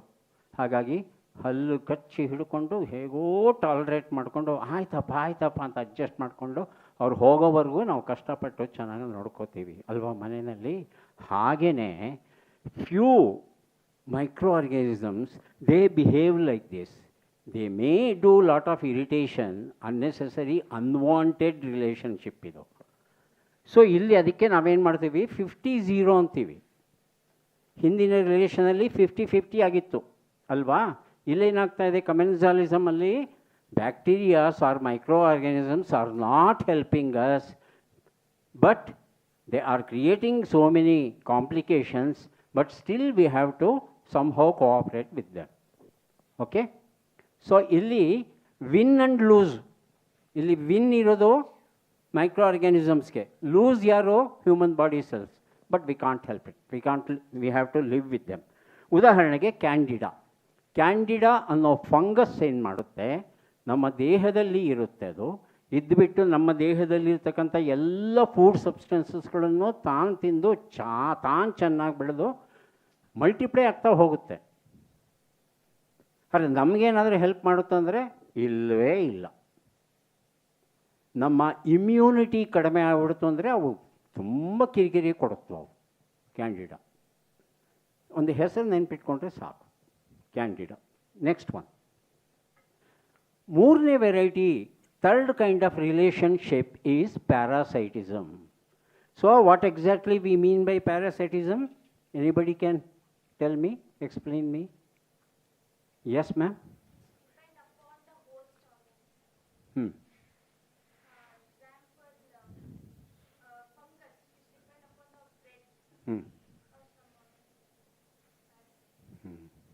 Please be seated. ಎರಡು ಥರ ಪ್ಯಾರಾಸೈಟ್ ಬರ್ತವೆ, ಒಂದು ಎಕ್ಟೋ ಪ್ಯಾರಾಸೈಟ್, ಇನ್ನೊಂದು ಎಂಡೋ ಪ್ಯಾರಾಸೈಟ್ ಅಂತೀವಿ. ಎಕ್ಟೋ ಪ್ಯಾರಾಸೈಟ್ ಅಂದ್ರೇನು? ಸೊಳ್ಳೆ ಏನು ಮಾಡುತ್ತೆ, ಆರಾಮಾಗಿ ಗುಯ್ ಅಂತ ಹಾಡು ಹೇಳ್ತಾ ಹೇಳ್ತಾ ಬಂದು ಕೂತ್ಕೊಂಡು ನೀಟಾಗಿ ಕಚ್ಚಿ ರಕ್ತ ಹಿರ್ಕೊಂಡು ಹೋಗ್ಬಿಡುತ್ತದು ಅಲ್ವಾ. ಏನು ಏನಂತ ತಿಳಿಯೋದಕ್ಕೆ, ಹೆಡ್ ಲೈಸು, ಬಾಡಿ ಲೈಸು ಇವೆಲ್ಲ ಬರುತ್ತಲ್ವಾ. ಸೊ ಅವುಗಳಿಂದ ನಮಗೇನಾದರೂ ಉಪಯೋಗ ಇದೆಯಾ? ಇಲ್ಲ. ಆದರೆ ನಮ್ಮ ರಕ್ತ ಹೀರ್ಕೊಳ್ಳುತ್ತೆ. ಹಾಗೆ ಹೊಟ್ಟೆನಲ್ಲಿ so many worms are there. Okay, are they helping us? No. So ಇವೆಲ್ಲ ಪ್ಯಾರಾಸೈಟಿಸಮ್ ಅನ್ನೋದು ಗೊತ್ತಾಯ್ತಲ್ಲ. So many microorganisms, they behave like parasites. They get shelter, they get nutrition, and also they get protection. But in turn, they won't help us in any way. But they can create, they can cause so many diseases. So this is parasitism. Next one. Trypanosoma, Plasmodium, Entamoeba, Trypanosoma gambians. Plasmodium.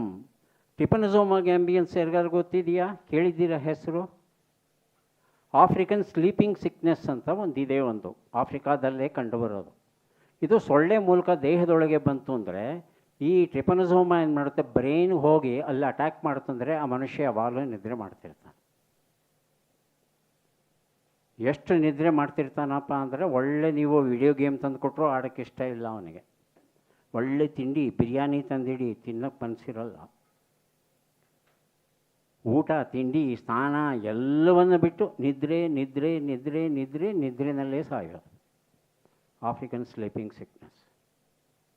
Okay, ಈ ಥರ ನಮಗೆಲ್ಲ ತೊಂದರೆಗಳು ಮಾಡುತ್ತೆ. Next one, ಅಮೆನ್ಸಾಲಿಸಮ್ ಅಂತ ಇನ್ನೂ ಒಂದು variety ಇದೆ.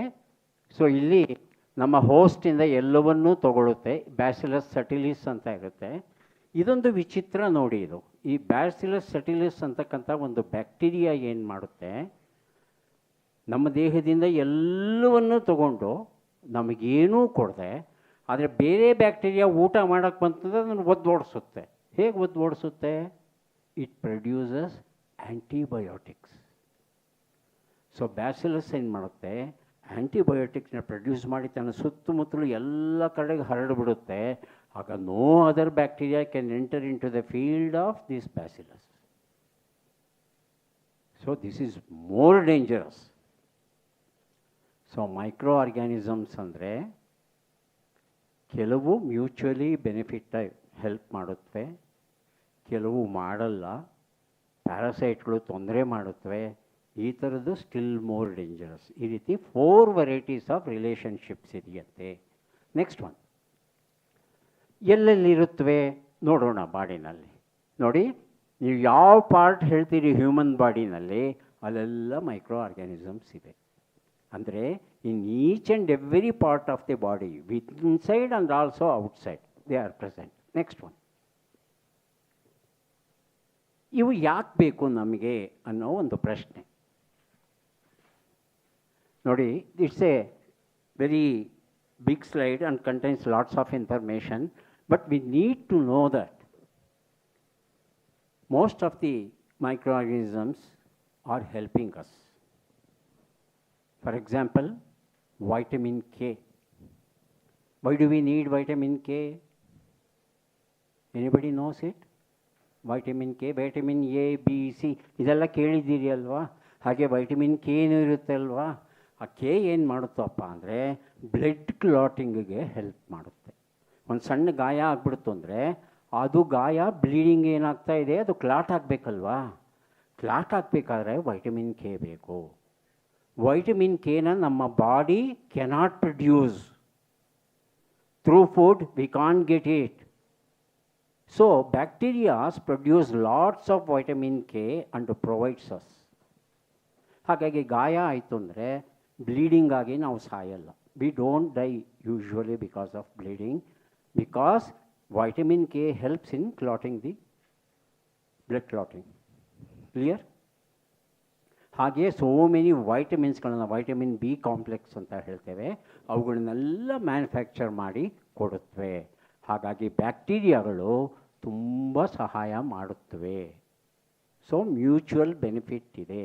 Majority of the bacteria are good, but few types of bacteria are very bad. They cause so many diseases. Next slide click ಮಾಡಿ. ಹಾಂ,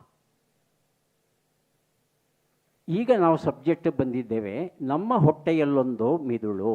V have a brain in our ಗಟ್.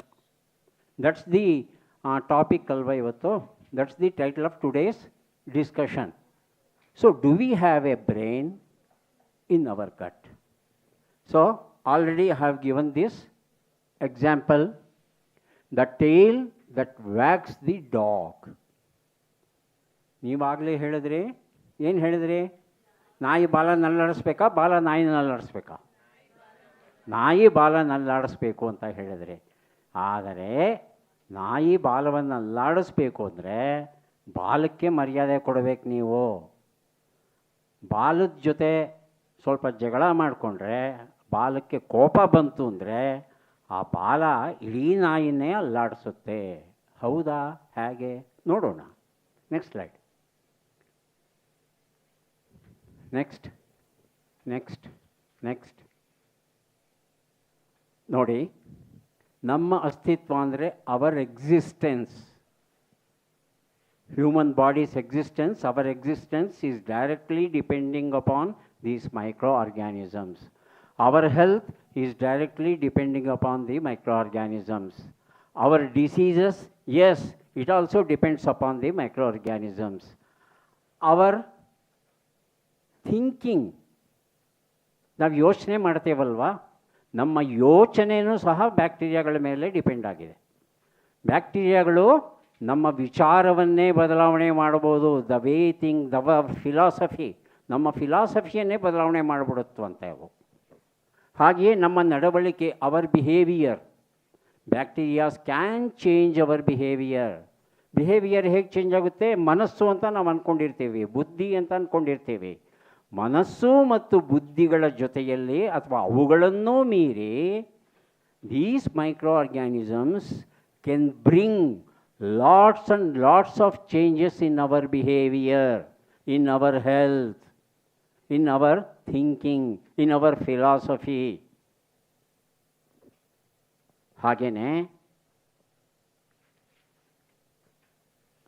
ನಮ್ಮ ಮಿದುಳನ್ನೇ ನಿಯಂತ್ರಿಸಬಲ್ಲ super ಮಿದುಳು ನಮ್ಮ ಕರುಳಿನಲ್ಲಿರುವ ಸೂಕ್ಷ್ಮಜೀವಿಗಳು. So ನಮ್ಮ ಬ್ರೈನನ್ನೇ control ಮಾಡುವಂಥ super brain ಯಾವುದಪ್ಪ ಅಂದರೆ those microorganisms which are present in our gut, which are present in our intestine. These micro organisms produces different classes of chemicals which travel along the blood circulation, reach the brain and change the functions of the brain. Clear?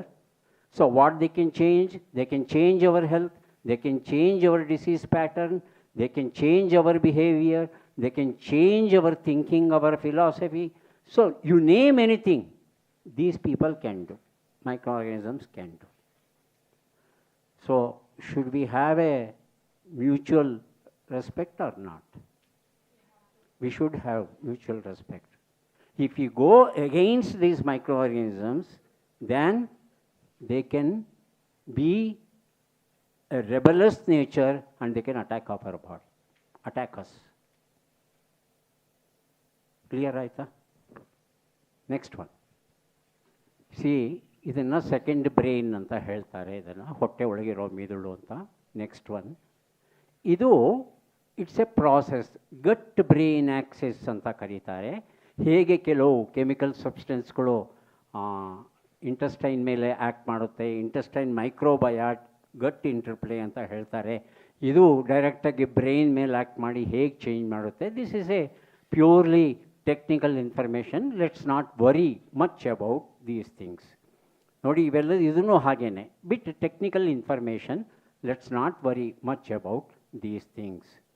ಏನೇನು ತೊಂದರೆಗಳಾಗುತ್ತೆ ಅಂತ ಕೇಳ್ತು ಅಂದರೆ, depression ಅದು ಬರೋದಕ್ಕೆ ಕಾರಣವಾಗುತ್ತಂತೆ.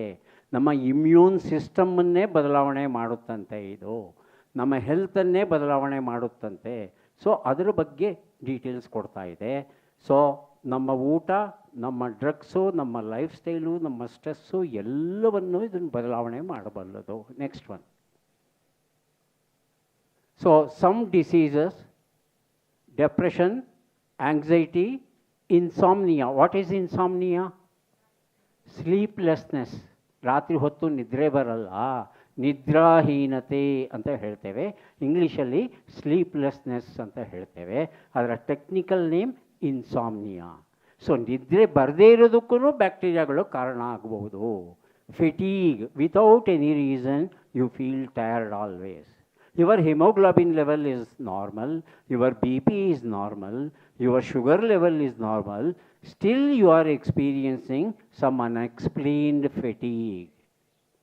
So bacteria are responsible for that.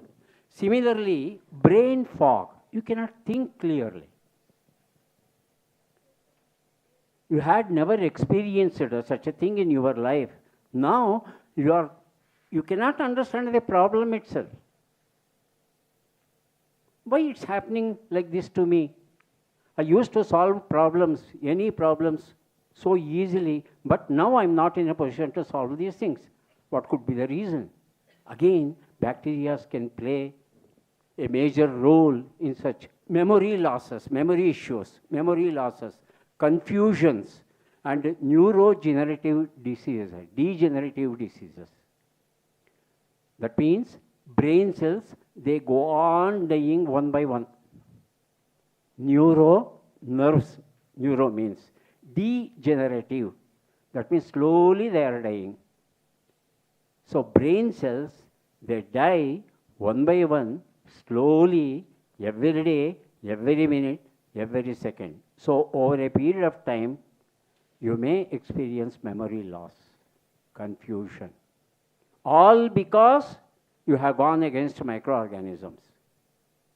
They are taking revenge on you. And many more other diseases. Next one. See, psychiatric disorders, pain management, neurodegenerative disorders, obesity. If a person has become too obese without any reason, means bacteria could be responsible. Again, addiction. A person who is addicted to some drugs or nicotine, these bacteria may be playing a role. We don't know. Again, epilepsy. You know what is epilepsy? Epilepsy andre ಏನು? ಕೇಳಿಲ್ವಾ? Epilepsy, you have not heard this term? ಮೂರ್ಛೆ ರೋಗ ಅಂತ ಹೇಳ್ತಾರೆ, ಕೇಳಿದ್ದೀರಾ? ಕೈಯೆಲ್ಲ ಹೀಗೆ ನೋಡಿ ಕೆಳಗೆ ಬಿದ್ದು ಪ್ರಜ್ಞೆ ತಪ್ಪೋಗ್ತಾರಲ್ಲ, ಆ ಎಪಿಲೆಪ್ಸಿ ಬರೋದಕ್ಕೂ ಸಹ ಆ ಎಪಿಲೆಪ್ಸಿಗೂ ಕಾರಣ ಆಗಿರಬಹುದಂತೆ ಇದು. ಹಾಗೆಯೇ stress, irritable bowel syndrome, IBS. Some people, they have to go frequently to toilet. Otherwise, they cannot sit here.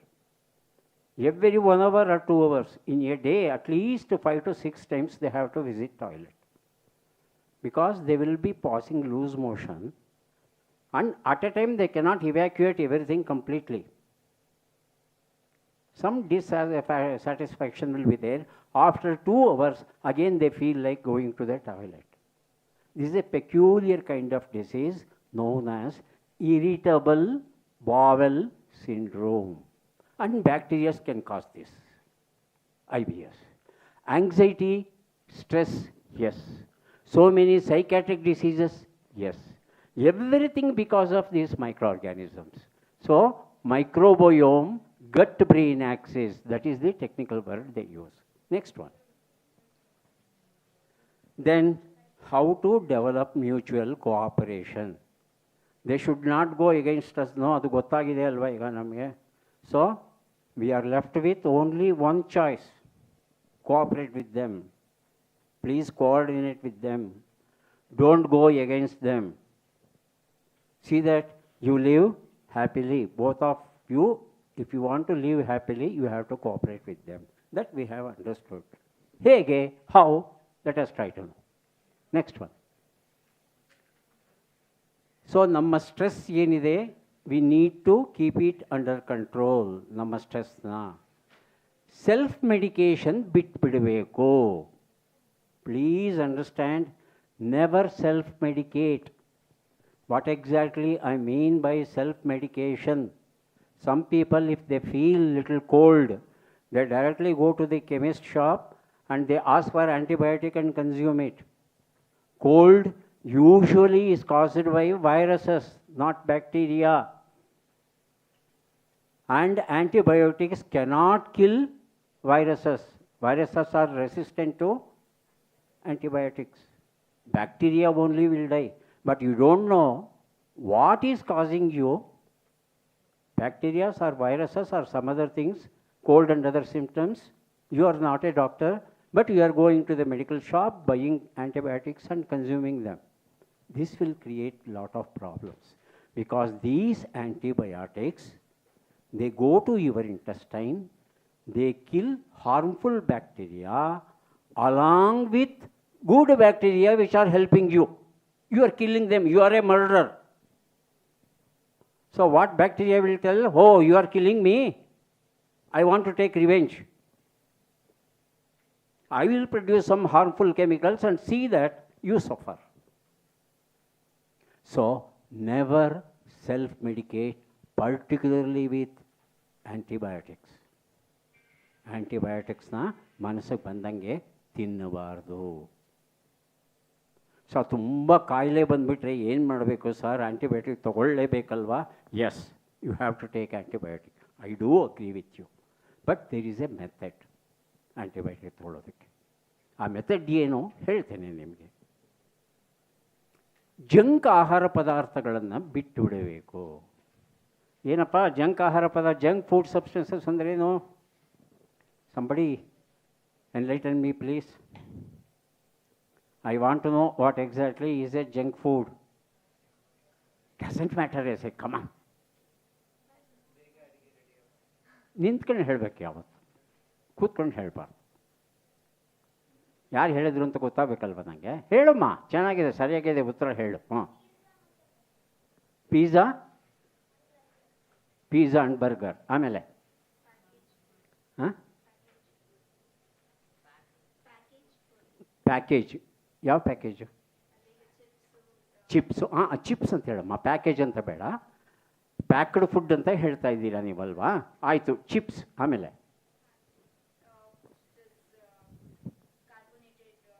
Carbonated drinks. Yes, good example. ಆಮೇಲೆ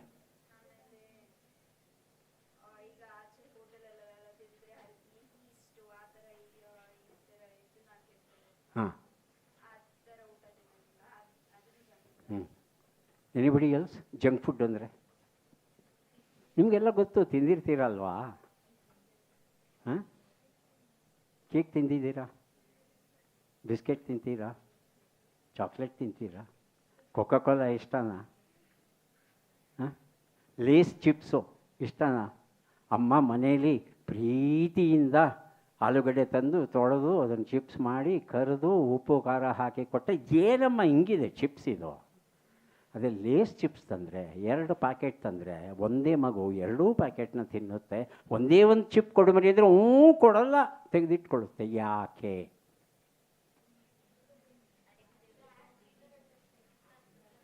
they add A chemical substance known as MSG, monosodium glutamate.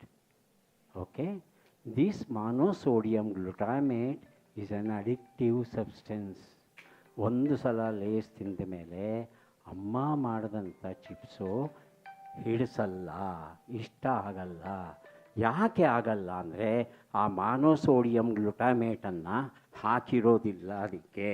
ಹಾಗಾಗಿ ಯಾರೂ ತಿನ್ನೋಕ್ಕೆ ಇಷ್ಟಪಡೋದಿಲ್ಲ. Okay, but ಇವೆಲ್ಲ junk food ಅಂದರೆ ಏನು ಅಂತ example ಕೊಟ್ಟರೆ ಅದರ ಫೀಚರ್ಸ್ ಹೇಳಲಿಲ್ಲ. ಅದರ ಫೀಚರ್ಸ್ ತಿಳ್ಕೊಳ್ಳೋಣ. So junk food are usually made up of maida. Clear? Maida contains only starch, no fibres, no vitamins, no minerals. Clear? So all food substances, clear? Second one,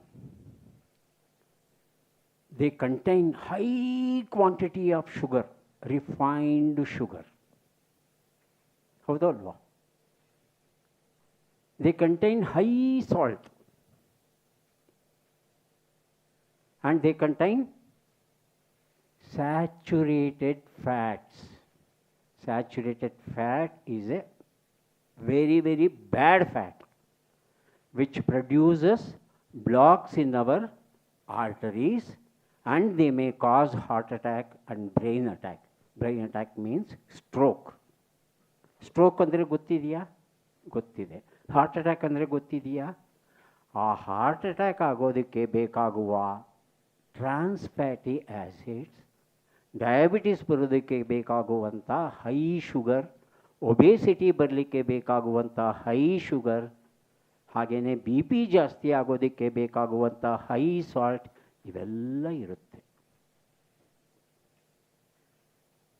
ಏನು sir ನೀವು ಚಾಕ್ಲೇಟ್ ತಿನ್ನಲ್ವಾ, ನೀವು cake ತಿನ್ನಲ್ವಾ, ಬರೀ ನಮ್ಮ ಹತ್ರ ತಿನ್ನಬೇಡಿ ಅಂತ ಹೇಳ್ತೀರಿ? ಯಾವ ಸೀಮೆ ನ್ಯಾಯ ಇದು? ಬೈಕೋತಿರ್ತೀರ ಮನಸ್ಸಿನೊಳಗೆ ಅಲ್ವಾ?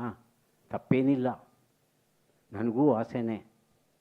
ಆದರೆ ನಾನು ತಿಂಗಳಿಗೆ ಒಂದು ಸಲನೋ 2 ತಿಂಗಳಿಗೆ ಒಂದು ಸಲನೋ ಫ್ರೆಂಡ್ಸ್ ಜೊತೆ ಸೇರಿಕೊಂಡು ಒಂದು ಕೇಕೋ ಚಾಕ್ಲೇಟೋ ತಿಂತೀನಿ, ಇಲ್ಲ ಅಂತಲ್ಲ. ಆದರೆ ಕೆಲವು ಮಕ್ಕಳು ನೋಡಿ, ಬೆಳಗ್ಗೆನೂ 2 ಪ್ಯಾಕೆಟ್ ಲೇಸ್ ಬೇಕು, ಸಂಜೆನೂ 2 ಪ್ಯಾಕೆಟ್ ಲೇಸ್ ಬೇಕು, ಪಿಜ್ಜಾ ಬೇಕು, ಬರ್ಗರ್ ಬೇಕು, ಹಾಟ್ ಡಾಗ್ ಬೇಕು. ಕೋಲ್ಡ್ ಕ್ಯಾಟ್ ಬೇಡವಾ? ಅಯ್ಯೋ ಅದು ಬೇಡ, ಹಾಟ್ ಡಾಗ್ ಇದ್ದರೆ ಸಾಕು. ಸೊ ಈ ಥರ ಡೈಲಿ ತಿಂತಾರಲ್ಲ, ದಟ್ ಈಸ್ ಹಾರ್ಮ್ಫುಲ್. ಏನು ಸರ್ ಈ ಜಂಕ್ ಫುಡ್ಗೂ ಇವತ್ತಿನ ಟಾಪಿಕ್ಗೆ ಏನು ಕನೆಕ್ಷನ್ನು, ಏನು ಹೇಳ್ತಾ ಇದ್ದೀರಿ ನೀವು? That let us try to know. Next slide. ಈ ಮೇಕಪ್ ಮೆಟೀರಿಯಲ್ಸ್ ಇದೆಯಲ್ಲ, ಯು ಶುಡ್ ಯೂಸ್ ಮಿನಿಮಮ್, ಬೇಕೇ ಬೇಕು ಅಂದರೆ. ನನ್ನ ಲೆಕ್ಕದಲ್ಲಿ humans doesn't need any makeup material. ಆದರೆ ಹೆಣ್ಮಕ್ಳು ಗಲಾಟೆ ಮಾಡ್ಬೋದು, ಏನು ಸರ್ ನಾವು ಪೌಡ್ರ್ ಹಾಕ್ಕೊಂಡ್ರೆ ನಿಮಗೇನು ಹೊಟ್ಟೆ ಕಿಚ್ಚಾ? ಸೊ ಅದಕ್ಕೆ ನಾನು ಮಿನಿಮಮ್ ಯೂಸ್ ಮಾಡಿ ಅಂತ ಹೇಳಿದ್ದೇನೆ ಹೊರತು ತುಂಬ ಹೆಚ್ಚು ಮೇಕಪ್ ಮಾಡ್ಕೋಬೇಡಿ. ಯಾಕೆ ಮಾಡ್ಕೋಬಾರ್ದು ಅದನ್ನು ತಿಳ್ಕೊಳ್ಳೋಣ ನಾವು. ಆಮೇಲೆ personal hygiene, very very important. Personal hygiene. ಟಾಯ್ಲೆಟ್ಗೆ ಹೋಗಿ ಕೈನ ತೊಳ್ಕೊಂಡು ಬರಲಿಲ್ಲ ಸರಿಗೆ ಅಂದರೆ ಎಲ್ಲ ಕಾಯಿಲೆಗಳು ಬರೋದು ಗೊತ್ತಿದೆ ನಿಮಗೆ. ಸೊ ಕೊರೋನಾ ಕಾಲದಲ್ಲಿ ನಾವೆಲ್ಲ ಅನುಭವಿಸಿದ್ದೇವೆ ಅಲ್ವಾ? ಕೈಗಳನ್ನು ಪದೇ ಪದೇ ತೊಳೆದು ನಾವು ಎಷ್ಟು ಪರ್ಸ್ನಲ್ ಹೈಜೀನ್ ಮೇಂಟೈನ್ ಮಾಡ್ತಾಯಿದ್ವಿ. So that we should continue through out our life. ಯಾಕೆಂದರೆ ಪರ್ಸ್ನಲ್ ಹೈಜೀನ್ ಸ್ವಲ್ಪ ಹೆಚ್ಚು ಕಡಿಮೆ ಆದರೆ ಈ ಮೈಕ್ರೋ ಆರ್ಗ್ಯಾನಿಸಮ್ಸ್ ಎಲ್ಲ ನಮ್ಮ ಕೈಗಳ ಮೂಲಕವೇ ದೇಹ ಸೇರಿಕೊಂಡು ಕಾಯಿಲೆಗಳನ್ನು ಉಂಟು ಮಾಡ್ಬೋದು. Okay, most important is probiotic food substances and prebiotic food substances. These 2 words you should remember. Never forget these 2 words. Please note down. Prebiotic food substances, probiotic food substances. ಇವೆರಡೂ ಡೈಲಿ ತಗೋಬೇಕು, ಪ್ರತಿದಿನ ಸೇವಿಸಬೇಕು ಇವುಗಳನ್ನು. ಏನು ಹಾಗಂದರೆ ಪ್ರೀಬಯೋಟಿಕ್ ಆ್ಯಂಡ್ ಪ್ರೋಬಯೋಟಿಕ್ ಅಂದರೆ ನೋಡೋಣ next. See, probiotics ಅಂದರೆ beneficial live bacteria to promote healthy digestive health. Where are they found? Yogurt, sauerkraut, kefir, pickles, kimchi, tempeh and other supplements. So these are known as probiotic substances. And prebiotic substances are those food to promote growth of healthy bacteria. Where are they present? Banana, onion, artichoke, garlic, oatmeal, honey, asparagus and others. ಅರ್ಥ ಆಗಲಿಲ್ಲ sir, what you are trying to tell me? ನಮಗೆಲ್ಲ cake ಬೇಕೋ, chocolate ಬೇಕೋ, biscuit ಬೇಕೋ, chicken biryani ಬೇಕು, ಹೌದಲ್ಲ? ಆದರೆ ಈ ಮೈಕ್ರೋ ಆರ್ಗ್ಯಾನಿಸಮ್ಸ್ಗೆ ಏನು ಬೇಕು? They prefer only food substances which contain lots of fiber. ಅರ್ಥ ಮಾಡ್ಕೊಳ್ಳಿ. They want only food substances which contain highest amount of fiber, because they eat only fiber. They eat fiber and produce so many useful vitamin substances. That means if you want to be healthy, you should consume lots of food substances which contains fiber. ಅರ್ಥವಾಗಿದೆ ಅಲ್ವಾ ಇದು? Second point ಏನು ಹೇಳಿದೆ ನಾನು ಇಲ್ಲಿ, yoghurt ಅಂತ ಹೇಳಿದೆ. What is yoghurt? ಗೊತ್ತಿದೆಯಾ ಯೋಗುರ್ಟ್ ಅಂತ? ಯಾರಿಗೆ ಗೊತ್ತಿಲ್ಲ ಯೋಗುರ್ಟ್ ಅಂದರೆ? ಗೊತ್ತಿಲ್ಲ, ಒಬ್ಬರಿಗೆ ಇಬ್ಬರಿಗೆ. ಏನು ತಪ್ಪಿಲ್ಲ, ನನಗೂ ಗೊತ್ತಿರಲಿಲ್ಲ ಯೋಗುರ್ಟ್ ಅಂದರೆ ಏನು ಅಂತ ಅಲ್ವಾ. 3 4 ಜನ ಗೊತ್ತಿಲ್ಲ, ಉಳಿದವ್ರಿಗೆ ಗೊತ್ತು. ಕರ್ಡ್ಸ್ ಅಂದರೆ ಗೊತ್ತಪ್ಪ? ಕರ್ಡ್ ಅಂದ್ರೇನು? CURD, ಕರ್ಡ್, ಮೊಸರು. ಹಾಗಂದ್ರೇನು? ಹೇಗೆ ಮಾಡ್ತಾರೆ ಗೊತ್ತಾ? ಯಾರಾದರೂ ಹೇಳ್ತೀರಾ ಮೊಸರನ್ನ ಹೇಗೆ ಮಾಡೋದು ಅಂತ? ನಿಂತ್ಕೊಂಡು ಹೇಳಬೇಕು. ಹಾಂ, ಹೇಳಮ್ಮ.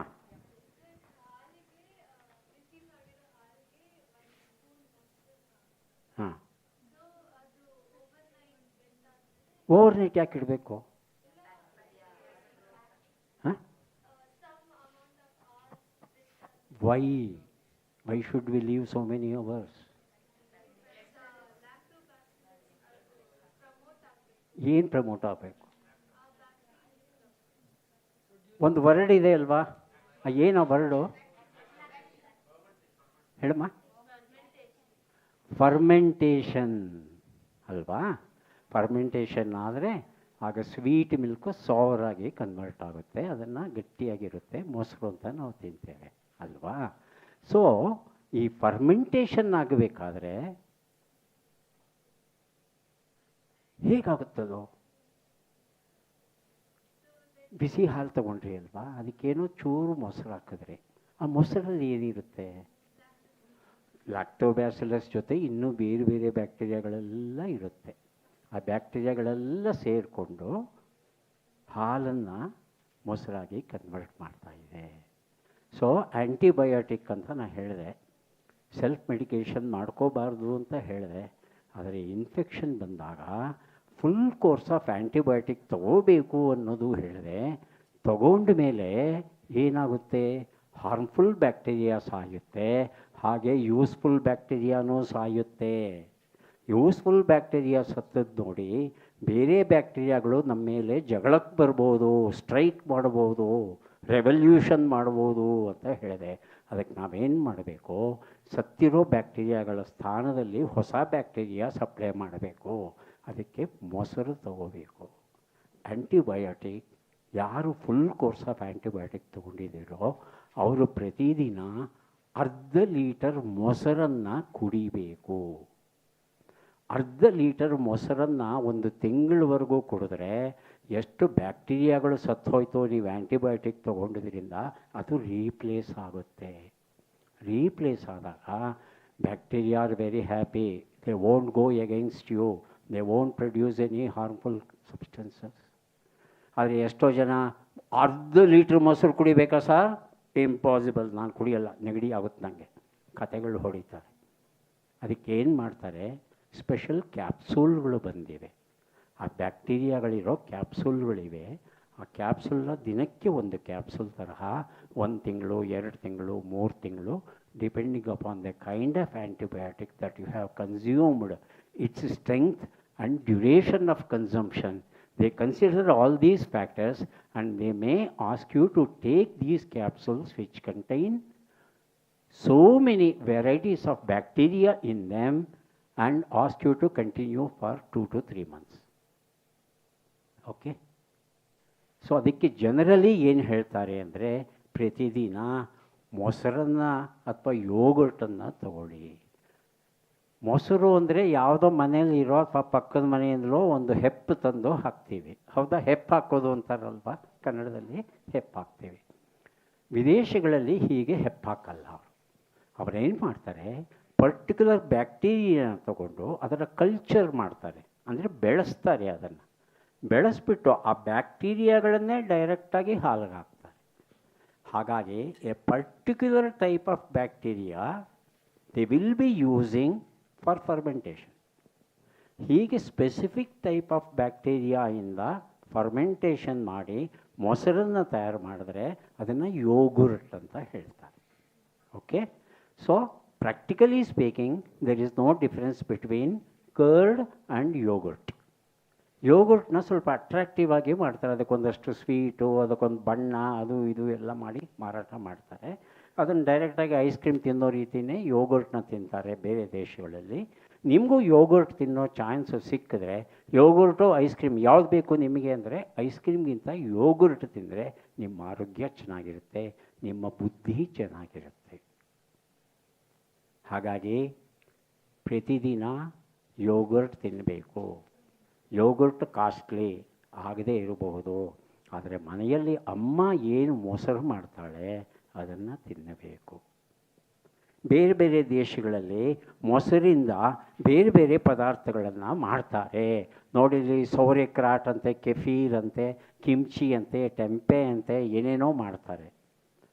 ಸೌತ್ ಈಸ್ಟ್ ಏಷ್ಯನ್ ಕಂಟ್ರೀಸ್ಗಳಲ್ಲಿ ಇವೆಲ್ಲ ಮಾಡ್ತಾರೆ. ಡೈಲಿ ಬೆಳಗ್ಗೆ ಸಂಜೆ ಕುಡಿತಾರೆ. ಹಾಗಾಗಿ ನಾವೇನು ಮಾಡಬೇಕು, ಆರೋಗ್ಯವಾಗಿರಬೇಕು ಅಂದರೆ ಮೊಸರನ್ನು ತಿನ್ನಬೇಕು, ಮಜ್ಜಿಗೆ ಕುಡಿಯಬೇಕು ಪ್ರತಿದಿನ. ನಿಮ್ಮ ಬ್ರೈನ್ ಚೆನ್ನಾಗಿ ಕೆಲಸ ಮಾಡಬೇಕು, ನೀವು ಬುದ್ಧಿವಂತರಾಗಬೇಕು ಅಂತ ಆಸೆ ಇದ್ದರೆ ದಯವಿಟ್ಟು ಮೊಸರನ್ನು ಕುಡೀರಿ, ಮಜ್ಜಿಗೆನ ಕುಡೀರಿ. ಕ್ಲಿಯರ್? ಎರಡನೇದು ಈ ಫೈಬರ್ ಇರ್ತಕ್ಕಂಥ ಪದಾರ್ಥಗಳನ್ನು ತಿನ್ನಬೇಕು. ಬನಾನ ತಿನ್ನಬೇಕು, ಮುಖ್ಯವಾಗಿ ಸೊಪ್ಪನ್ನು ತಿನ್ನಬೇಕು. ಸೊಪ್ಪಲ್ಲಿ ತುಂಬ ಫೈಬರ್ ಇರುತ್ತೆ, ಹೌದಾ? ಆರೋಗ್ಯವಾಗಿರಬೇಕಾದ್ರೆ ದಿನಕ್ಕೆ 3 ತರಕಾರಿ ತಿನ್ನಬೇಕು. 3 ತರಕಾರಿಯಲ್ಲಿ ಮೊದಲನೇದೇ ಸೊಪ್ಪು. ಯಾಕೆ ಸೊಪ್ಪು ತಿನ್ನಬೇಕು? ಬ್ಯಾಕ್ಟೀರಿಯಾಗಳಿಗೆ ಸೊಪ್ಪು ಅಂದರೆ ತುಂಬ ಇಷ್ಟ, ಅವಳ ಜೊತೆ ಜಗಳ ಮಾಡ್ಕೋಬಾರ್ದು ಅಂತ ತಿಳ್ಕೊಂಡಿದ್ದೀವಿ. ಹಾಗಾಗಿ ಸೊಪ್ಪು ತಿನ್ನಬೇಕು. ಸೊಪ್ಪು ತಿನ್ನೋದ್ರಿಂದ ಇನ್ನೊಂದು ಲಾಭ ಏನಪ್ಪ ಅಂದರೆ ಅದರಲ್ಲಿ ಐರನ್ ಜಾಸ್ತಿ ಇರುತ್ತೆ.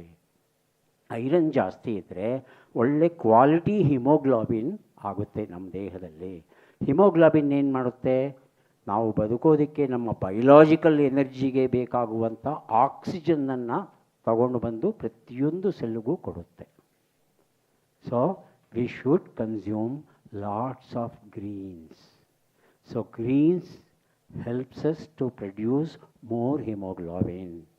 Hemoglobin and glucose are the 2 basic substances required for us in order to survive, in order to function normal. Particularly as a student, we need to do lots of mental work. Mental work ಅಲ್ಲಿ ಬೇಕಾಗೋದೇ glucose, oxygen. Brain glucose ಬಿಟ್ಟು ಇನ್ನೇನು ತಗೊಳ್ಳಲ್ಲ. Brain is very strict. Various body ಪಾರ್ಟ್ಸ್ಗಳು, ಬೇರೆ ಪಾರ್ಟ್ಗಳು glucose ಬದಲು alternative ಏನಾದರೂ ಕೊಟ್ಟರೆ ತಿನ್ನುತ್ತವು, ಎನರ್ಜಿಗೆ ಬಳಸ್ಕೊಳ್ಳುತ್ತೆ. But brain no, they want only glucose. ಹಾಗಾಗಿ ನಾವು ಪ್ರತಿದಿನ ಫೈಬರ್ ಇರ್ತಕ್ಕಂಥ ಫುಡ್ನ ಊಟ ಮಾಡಬೇಕು. ಹಣ್ಣು ತಂದರೂ ಮನೆಗೆ ಅಂತ ಇಟ್ಕೊಳ್ಳಿ. ಆ ಹಣ್ಣನ್ನು ಡೈರೆಕ್ಟಾಗಿ ತಿನ್ಬೋದು, ಜ್ಯೂಸ್ ಮಾಡಿ ತಿನ್ಬೋದು, ಫ್ರೂಟ್ ಸಲಾಡ್ ಮಾಡಿ ತಿನ್ಬೋದು. Which one you prefer? Direct. Why direct? Direct ಯಾಕೆ ಅಂದರೆ ಆ ಫೈಬರೆಲ್ಲ ನಮ್ಮ ಹೊಟ್ಟೆಗೆ ಹೋಗುತ್ತೆ. ಜ್ಯೂಸ್ ಮಾಡಿದ್ರೆ ಏನು ಮಾಡ್ತಾರೆ? ಜ್ಯೂಸ್ ಮಾಡಿ ಹಿಂಡು ಮಾಡಿ ಫಿಲ್ಟ್ರ್ ಮಾಡಿಬಿಡ್ತಾರೆ. ಸೊ ಫೈಬರ್ ಸಬ್ಸ್ಟೆನ್ಸ್ ಎಲ್ಲ ಮೇಲೆ ಉಳ್ಕೊಂಡ್ಬಿಡುತ್ತೆ, ಬರೀ ಲಿಕ್ವಿಡ್ ಬರುತ್ತೆ, which is of no use to you. Fibre ಬೇಕು ನಮಗೆ. ಹಾಗಾಗಿ ಫುಲ್ ಫ್ರೂಟ್ನ ತಿನ್ನಬೇಕು. So juice, fruit salad secondary, primary is fruit. ದಿನಕ್ಕೆ 5 ಹಣ್ಣು ತಿನ್ನಬೇಕು ಅಂತ ಹೇಳ್ತೀವಿ ನಾವು. ಅಮೇರಿಕನ್ ಕ್ಯಾನ್ಸರ್ ಸೊಸೈಟಿನಲ್ಲಿ ಟ್ರೈನಿಂಗ್ ತೊಗೊಂಡು ಬಂದಿದ್ದೀನಿ. ಅವರು ಹೇಳೋದು ಒಂದೇ ಒಂದು ಪಾಠ, ದಿನಕ್ಕೆ 5 ಹಣ್ಣು ತಿನ್ನಿ, 3 ತರಕಾರಿ ತಿನ್ನಿ. 5 ಬೇರೆ ಬೇರೆ ಹಣ್ಣಾಗಿರಬೇಕು, ಇಡೀ ಹಣ್ಣನ್ನು ತಿನ್ನಬೇಕಾಗಿಲ್ಲ. ಒಂದು ಆ್ಯಪಲ್ ತಂದರೆ 4 ಪೀಸ್ ಮಾಡಿ ಮನೇಲಿರೋ 4 ಜನ ಒಂದೊಂದು ಪೀಸ್ ತಿಂದರೂ ಸಾಕು. 5 ಡಿಫ್ರೆಂಟ್ ಫ್ರೂಟ್ಗಳು ನಮ್ಮ ದೇಹಕ್ಕೆ ಸೇರ್ತಾ ಇದ್ದರೆ ನಮ್ಮ ದೇಹದಲ್ಲಿ ವಿಟಮಿನ್ ಶಾರ್ಟೇಜ್ ಬರಲ್ಲ, ಮಿನರಲ್ ಶಾರ್ಟೇಜ್ ಬರಲ್ಲ, ಫೈಬರ್ ಶಾರ್ಟೇಜ್ ಬರಲ್ಲ, ಬ್ಯಾಕ್ಟೀರಿಯಾಗಳ ಜೊತೆ ಜಗಳ ಆಗಲ್ಲ. ಗೊತ್ತಾಯ್ತಾ? ಸೊ ಇವತ್ತಿನ ಈ ಟಾಕ್ನ main intention, what exactly is the main intention of conducting this discussion is you should avoid junk food, because junk food contain purified maida, that is it contains only starch, no fiber. ರಾಗಿ ಹಿಟ್ಟು ಮನೇಲಿ ನೋಡಿ ಅದು ಎಷ್ಟು ಹೊಟ್ಟಿರುತ್ತೆ ಅದರಲ್ಲಿ. ನೀವು ಅಂಗಡಿಗೆ ಹೋಗ್ಬಿಟ್ಟು ಗೋಧಿ ಹಿಟ್ಟು ಮಾಡಿಸ್ಕೊಂಬಂದರೆ ಗೋಧಿ ಹಿಟ್ಟಲ್ಲಿ ಫೈಬರ್ ಇರುತ್ತೆ. ಆ ಚಪಾತಿ ತಿಂದರೆ ಆರೋಗ್ಯಕ್ಕೆ ಒಳ್ಳೆಯದು, ಆದರೆ ಅಷ್ಟು ರುಚಿ ಇರಲ್ಲ ಅಂತ ಮಕ್ಕಳು ಹೇಳ್ತಾರೆ. ಮೈದಲ್ಲಿ ಮಾಡಿಕೊಟ್ರೆ ಎಸ್, ಹೋಟೆಲಿಗೆ ಹೋಯ್ತು ಅಂದರೆ ನಾರ್ತ್ ಇಂಡಿಯನ್ ಫುಡ್ ಅಂದರೆ ಕುಲ್ಚಾ ತೊಗೊಂಬನ್ನಿ, ಬಟರ್ ನಾನ್ ತೊಗೊಂಬನ್ನಿ, ಅವೆಲ್ಲ ಮೈದಾಯಿಂದ ಮಾಡಿರ್ತಾರೆ. ಸ್ವಲ್ಪವೂ ಫೈಬರ್ ಇರಲ್ಲ, not even 0.1%, no fibre. So ನಾಲ್ಗೆಗೆ ರುಚಿ ಇರುತ್ತೆ, ಆದರೆ ಬ್ಯಾಕ್ಟೀರಿಯಾಗಳಿಗೆ ಇಷ್ಟ ಆಗಲ್ಲ. ಹಾಗಾಗಿ ಯಾವತ್ತೋ ಒಂದು ಸಲ ಜಂಕ್ ಫುಡ್ ತಿಂದರೆ ತಪ್ಪಿಲ್ಲ, ಖಂಡಿತ ತಿನ್ನಿ, but not on A daily basis. ಇದು ನಿಮಗೆ ಹೇಳ್ಕೊಡ್ಬೇಕು. ಎರಡನೇದು, ನಾರು ಇರತಕ್ಕಂಥ, ಫೈಬರ್ ಇರತಕ್ಕಂಥ ಸೊಪ್ಪು, ಹಣ್ಣು, ತರಕಾರಿ ತಗೊಳ್ಳಿ. ಮೂರನೇದು, ಮೊಸರು, ಮಜ್ಜಿಗೆ ಬಳಸಿ. ಉಪ್ಪಿನಕಾಯಿನ ಲಿಮಿಟೆಡ್ ಕ್ವಾಂಟಿಟಿಲಿ ತಿನ್ನಿ. ಬಿಕಾಸ್ ಉಪ್ಪಿನಕಾಯಿ ಅಂದ್ರೇನು, ಅದು ಫರ್ಮೆಂಟೇಷನ್ನೇ ಮಾಡಿದ್ದಾರೆ over A period of months two years. So ಅದರಲ್ಲೂ ಒಳ್ಳೆ ಬ್ಯಾಕ್ಟೀರಿಯಾಗಳಿರುತ್ತೆ. ಅದನ್ನು ಸ್ವಲ್ಪ ತಿನ್ನಬೇಕು ರುಚಿಗೆ. ಜಾಸ್ತಿ ತಿಂದರೆ ಮತ್ತೆ ಶುಗರ್, ಇದು ಸಾಲ್ಟ್ ಜಾಸ್ತಿಯಾಗಿ ಬಿ ಪಿ ಎಲ್ಲ ಹೆಚ್ಚಾಗ್ಬೋದು. ಟೇಸ್ಟ್ಗಷ್ಟು ಅರ್ಧ ಚಮಚ ಸಾಕು. ಗೊತ್ತಾಯ್ತಾ? ಸೊ ಇವತ್ತಿನ ಟೇಕ್ ಹೋಮ್ ಮೆಸೇಜ್ ಏನು ಅಂತ ಯಾರಾದರೂ ಒಬ್ಬರು ಹೇಳಬೇಕು ನನಗೆ. Otherwise it's of no use. Today we have wasted our time. ಯಾರು ಸಮ್ಮರೈಸ್ ಮಾಡ್ತೀರಿ? What is take home? ಮನೆಯಲ್ಲಿ ಕೇಳ್ತಾರೆ, ಇವತ್ತು ಕ್ಲಾಸ್ ಹೋಗಿದ್ರಲ್ಲ, ಇವತ್ತು ಸಮ್ಮರ್ ಕ್ಯಾಂಪ್ಗೆ ಏನು ಕಲ್ತ್ಕೊಂಡ್ಬಂದ್ರಿ ಅಂದಾಗ ಏನು ಹೇಳ್ತೀರಿ ನಿಮ್ಮ ಅಮ್ಮನಿಗೆ? ಯಾರಾದರೂ ಒಬ್ಬರು ಸಮ್ಮರೈಸ್ ಇಂಗ್ಲೀಷಲ್ಲಿ, ಕನ್ನಡದಲ್ಲಿ, ಯಾವುದ್ರಲ್ಲಾದರೂ ಮಾಡಿ.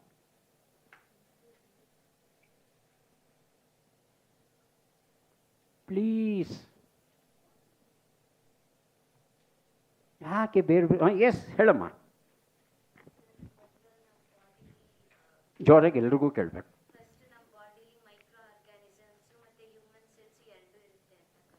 ಎಸ್,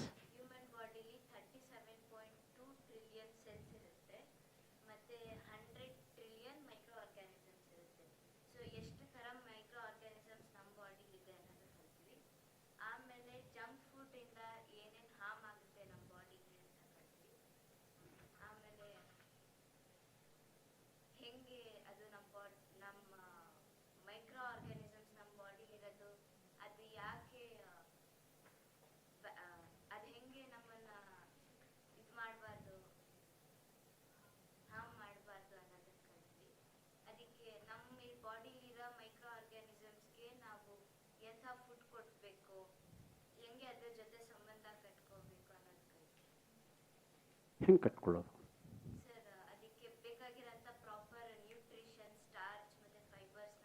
ಸ್ಟಾರ್ಚ್ ಅಲ್ಲ, ಫೈಬರ್, ಓನ್ಲಿ ಫೈಬರ್.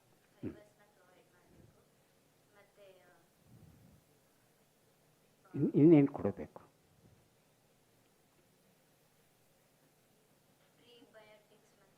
ಪ್ರೋಬಯಾಟಿಕ್ಸ್. ಮೊಸರು, ಮಜ್ಜಿಗೆ ತಗೋಬೇಕು. ನಾರು ಪದಾರ್ಥಗಳು, ತುಂಬ ಫೈಬರ್ ಫುಡ್ ತಗೋಬೇಕು.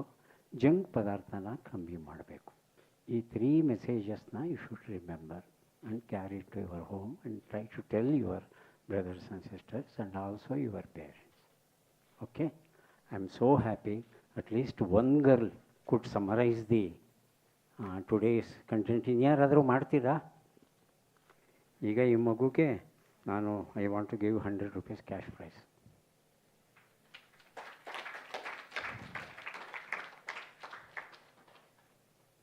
ಮೇಡಮ್, ದಯವಿಟ್ಟು ಬಂದು ಕೊಡಿ ಮಗುಗೆ. ಯಾರಾದರೂ ಒಂದು ಫೋಟೋ ತೆಗೀರಿಪ್ಪ. ನಿಂತ್ಕೊಂಬ. No, you should buy some junk food ಅಲ್ಲ. 100 ರೂಪಾಯಿ ತಗೊಂಡು ಜಂಕ್ ಫುಡ್ ಅಲ್ಲ, ಒಳ್ಳೆ ಬುಕ್ಸ್ ಕೊಂಡ್ಕೊಮ್ಮ.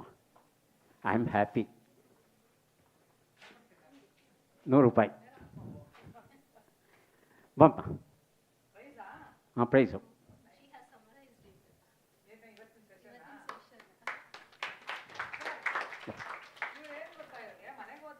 ಹಾಂ, ಓಕೆ. ಹಾಂ, ಓ ಹೋ ಹೋ. ಹಾಂ ಹಾಂ, ವಾವ್. ಹಾಂ ಹಾಂ,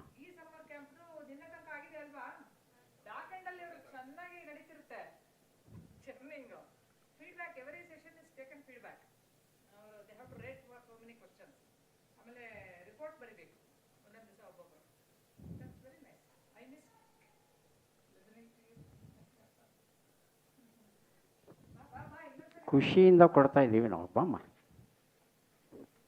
ನಾವು ನಿಂತ್ಕೋತೀವಿ ಫೋಟೋಗೆ. ನಿಂತ್ಕೋಬೋದಾ? ಬಾ.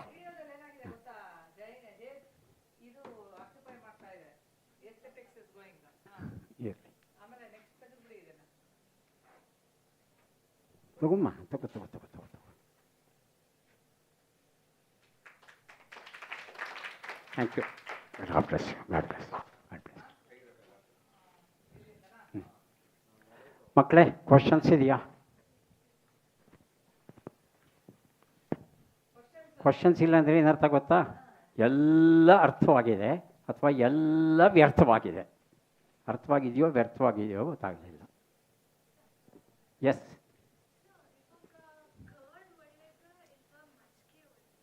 ಹಾಂ, ಕರಡು ಮಜ್ಜಿಗೆ ಎರಡೂ ಒಳ್ಳೆಯದಮ್ಮ. ಮೊಸರು ಮಜ್ಜಿಗೆ ಎರಡೂ ಒಳ್ಳೆಯದು. ಆದರೆ ಮೊಸರಿಗಿಂತ ಮಜ್ಜಿಗೆ ಇಷ್ಟ. ಯಾಕೆ ಅಂದರೆ ಆ ಮಜ್ಜಿಗೆನಲ್ಲಿ ಆ ಬೆಣ್ಣೆ ಅಂಶ ಎಲ್ಲ ತೆಗೆದುಬಿಟ್ಟಿರ್ತಾರೆ. ಮೊಸರನ್ನು ಕಡಿದ್ರೆ ಏನಾಗುತ್ತೆ? ಬೆಣ್ಣೆ ಬರುತ್ತೆ. ಉಳಿದ ನೀರು ಏನಿರುತ್ತೆ ಅದನ್ನು ಮಜ್ಜಿಗೆ ಅಂತೀವಿ. ಆದರೆ ಈ ಮೈಕ್ರೋ ಆರ್ಗ್ಯಾನಿಸಮ್ಸ್ಗಳೇನಿವೆ ಅವೆಲ್ಲ ಮಜ್ಜಿಗೆಯಲ್ಲಿ ಇರುತ್ತವೆ. ಹಾಗಾಗಿ ಆರೋಗ್ಯದ ದೃಷ್ಟಿಯಿಂದ ಮಜ್ಜಿಗೆ ಯಾವತ್ತಿಗೂ ಒಳ್ಳೆಯದು. ಮೊಸರಿಗಿಂತ ಮಜ್ಜಿಗೆ ಒಳ್ಳೆಯದು. ಯಾಕಂದರೆ ಮೊಸರಲ್ಲಿ ಬೆಣ್ಣೆ ಅಂಶ ಇರುತ್ತೆ. ನನ್ನಂಥವ್ರು ತಿಂದರೆ ಇನ್ನೊಂದು ಸಲ ಹಾರ್ಟ್ ಅಟ್ಯಾಕ್ ಆಗುತ್ತೆ. ಅದಕ್ಕೆ ನಾವೇನು ಮಾಡ್ತೀವಿ? ಮಜ್ಜಿಗೆ ಹೆಚ್ಚು ಕುಡಿತೀವಿ ಅಲ್ವಾ? ಈ ಜಗತ್ತಲ್ಲಿ ಎಳ್ನೀರು ಬಿಟ್ಟರೆ ಎರಡನೇ ಬೆಸ್ಟ್ ಫುಡ್ ಯಾವುದಪ್ಪ ಅಂದರೆ ಮಜ್ಜಿಗೆ. ಫಸ್ಟ್ ಈಸ್ ಎಳ್ನೀರು. ಎಳ್ನೀರು ಅಂದರೆ ಗೊತ್ತಾಗುತ್ತಲ್ವಾ? Coconut water, tender coconut water, ಅದು ಬೆಸ್ಟು. ಅದು ಬಿಟ್ಟರೆ ಎರಡನೇದು ಮಜ್ಜಿಗೆ. ಹಾಗಾಗಿ ಡೈಲಿ ಮಜ್ಜಿಗೆ ಕುಡಿಬೇಕು. ಎಷ್ಟು ಲೋಟ ಬೇಕಾದರೂ ಕುಡಿ. ಹಿಂದೆ ನಾನು ನಿಮಗಿಂತ ಚಿಕ್ಕ ವಯಸ್ಸಿರುವಾಗ ಬೆಂಗಳೂರಲ್ಲಿ ಹೇಗಿತ್ತು ಅಂದರೆ, ಕೆಲವು ಮನೆಗಳಲ್ಲಿ ಮನೆ ಮುಂದೆ ಒಂದು ಮಡಿಕೆ ಇಟ್ಟಿರೋರು, ಒಂದು ಲೋಟ ಇಟ್ಟಿರೋರು. ಬಿಸಿಲಲ್ಲಿ ನಡ್ಕೊಂಬರೋರು ಏನು ಮಾಡೋರು?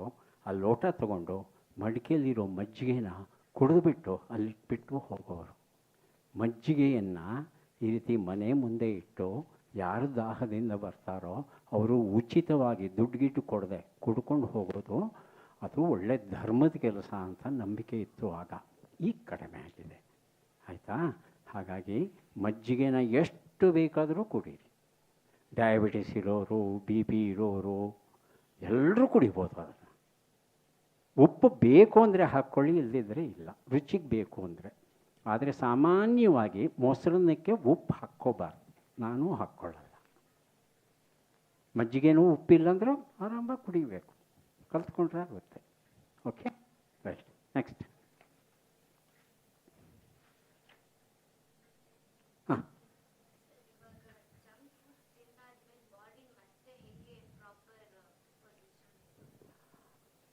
ಅಮ್ಮ ಒಂದು ಭಾಳ ಒಳ್ಳೆ ಪ್ರಶ್ನೆ ಕೇಳಿದೆ. ಮಕ್ಕಳಿಗೆ ಹೇಳ್ತೇನೆ, ಕೂತ್ಕೊಮ್ಮ.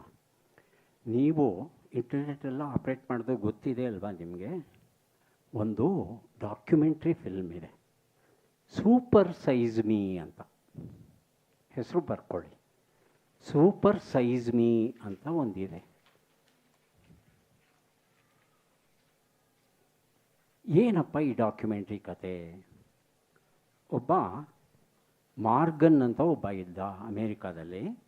ಅವನೇನು ಮಾಡ್ತಾನೆ, ಈ ಮ್ಯಾಕ್ಡೊನಾಲ್ಡಲ್ಲಿ ಸಿಗುವಂಥ ಜಂಕ್ ಫುಡ್ ಏನಿದೆ ಅದು ದೇಹದ ಆರೋಗ್ಯದ ಮೇಲೆ ಏನು ಪರಿಣಾಮ ಬೀರಬಹುದು ಅಂತ ಒಂದು ಎಕ್ಸ್ಪೆರಿಮೆಂಟ್ ಮಾಡ್ತಾನೆ. ಅವನು ಏನು ಎಕ್ಸ್ಪೆರಿಮೆಂಟು ಅಂದರೆ, ಅವನು 3 ಜನ ಡಾಕ್ಟರ್ ಹತ್ರ ಹೋಗ್ತಾನೆ.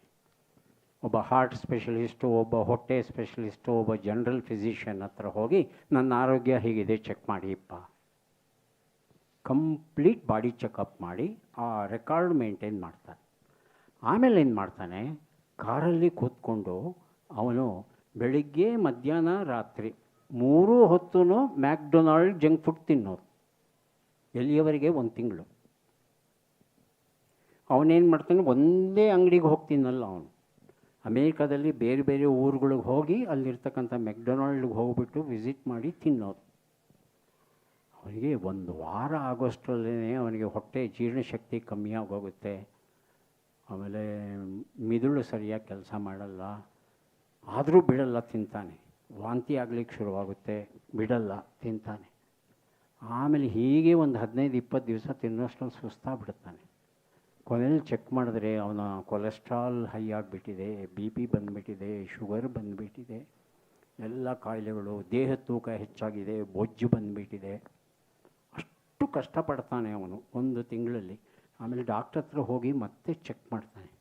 ಮಾಡಿದ್ರೆ ಅವನ ಮೊದಲು ಏನಿತ್ತು ಅವನ ಆರೋಗ್ಯ, ಈ 1 ತಿಂಗಳಾದ ಮೇಲೆ ಏನಿದೆ ಟೋಟಲಿ ಆಪೋಸಿಟ್. ಡಾಕ್ಟ್ರುಗಳು ಬೈತಾರೆ, ಏನಯ್ಯ ನಿನ್ನ ಬಾಡಿ ಮೇಲೆ ನೀನೇ ಎಕ್ಸ್ಪೆರಿಮೆಂಟ್ ಮಾಡ್ಕೊಂಡಿದ್ಯಾ, ಸತತ್ತಿಯ ನೀನು ತಿಂದರೆ ನೀನು ಅಂತ. ಏನು ಸರ್ ಮಾಡೋದು, ನಮ್ಮ ದೇಶದಲ್ಲಿ ಸಿಗ್ತಾ ಇರೋದೇ ಈ ಮ್ಯಾಕ್ಡೊನಾಲ್ಡ್ ಜಂಕ್ ಫುಡ್. ಎಲ್ಲರೂ ಇಷ್ಟಪಟ್ಟು ತಿಂತಾರೆ. ಅದು ಒಳ್ಳೆಯದಲ್ಲ ಅಂತ ನಾನು ತೋರಿಸ್ಬೇಕಲ್ವಾ ಜನಕ್ಕೆ, ಅದಕ್ಕೆ ಪ್ರೂಫ್ ಬೇಕಲ್ವಾ, ಅದಕ್ಕೆ ನಾನು ಈ ಎಕ್ಸ್ಪೆರಿಮೆಂಟ್ ಮಾಡಿದ್ದೀನಿ ಅಂತ ಹೇಳಿ ಅದನ್ನೆಲ್ಲ ಒಂದು ಡಾಕ್ಯುಮೆಂಟ್ರಿ ಫಿಲಮ್ ಮಾಡಿ ಅದನ್ನು ಪ್ರೊಡ್ಯೂಸ್ ಮಾಡಿ ಅದನ್ನು ರಿಲೀಸ್ ಮಾಡ್ತಾನೆ. ಅಮೇರಿಕಾದಲ್ಲಂತೂ ಎಷ್ಟು ಭಯ ಆಗೋಗುತ್ತೆ ಜನಕ್ಕೆ ಅಂದರೆ, ಸಡನ್ಲಿ ಜಂಕ್ ಫುಡ್ಡೆಲ್ಲ ಕಮ್ಮಿ ಆಗ್ಬಿಡುತ್ತೆ. ಆದರೆ ಫಿಲಮ್ ಎಫೆಕ್ಟು ನೆಕ್ಸ್ಟ್ ಜನ್ರೇಷನ್ಗೆ ಗೊತ್ತಾಗಲ್ಲ. ಹಾಗಾಗಿ ಮತ್ತೆ ಜಂಕ್ ಫುಡ್ ಜಾಸ್ತಿ ಆಗುತ್ತೆ. ಹಾಗಾಗಿ ನಿಮಗೆ ಆ ಜಂಕ್ ಫುಡ್ ಎಷ್ಟು ಕೆಟ್ಟದ್ದು ಅಂತ ತಿಳ್ಕೋಬೇಕು ಅಂತ ಆಸೆ ಇದ್ದರೆ ಇದನ್ನು ಸೂಪರ್ ಸೈಜ್ ಮೀ, ಮಾರ್ಟಿನ್ ಸ್ಪರ್ಲಾಕ್ ಅಂತ ಅವನ ಹೆಸರು, ಮಾಡಿರೋದಿದು. ಸೂಪರ್ ಸೈಜ್ ಮೀ ಅಂತ ಹಾಕಿದ್ರೆ ನಿಮಗೆ ಸಿಕ್ಬಿಡುತ್ತೆ. ಫ್ರೀ ಮೂವಿ ಅದು, ಡೌನ್ಲೋಡ್ ಮಾಡ್ಕೊಂಡು ನೋಡಿ. ನೋಡಿದ್ರೆ ಎಷ್ಟು ಕೆಟ್ಟದ್ದಿದು ಅನ್ನೋದು ಗೊತ್ತಾಗುತ್ತೆ ನಿಮಗೆ. ಹಾಗಾಗಿ ಪ್ಲೀಸ್ ನೋಡಿ ಒಂದು ಸಲ ಮೂವಿನ. ನೋಡ್ತೀರಲ್ವಾ? ಗುಡ್. ನೆಕ್ಸ್ಟ್ ಕ್ವೆಶನ್ಸ್ ಇದೆಯಾ?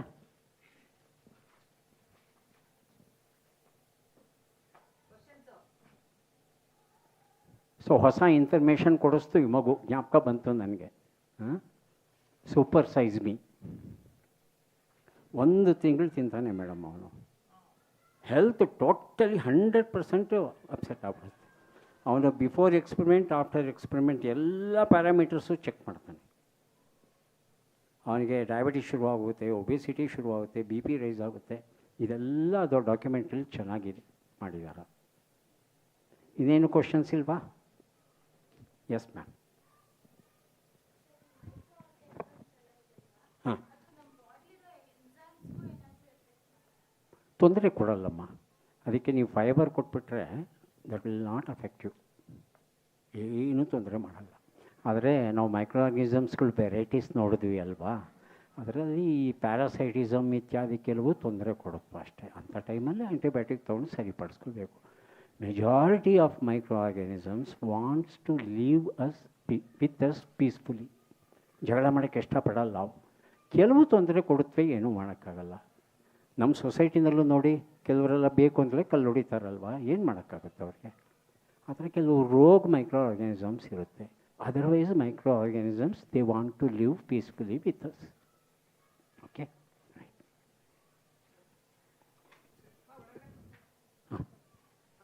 ಆಂಟಿಬಯೋಟಿಕ್ಸ್ ಕೋರ್ಸು ತುಂಬ ಜಾಸ್ತಿ ಇದ್ದಾಗ, ಲೈಕ್ 3 months ಅಥವಾ ಅದಕ್ಕಿಂತ ಜಾಸ್ತಿ ಇದ್ದಾಗ ಅದು ನಮ್ಮ ಡೈಜೆಸ್ಟಿವ್ ಸಿಸ್ಟಮ್ಗೆ ಏನಾರ ಹಾರ್ಮ್ ಮಾಡುತ್ತಾ?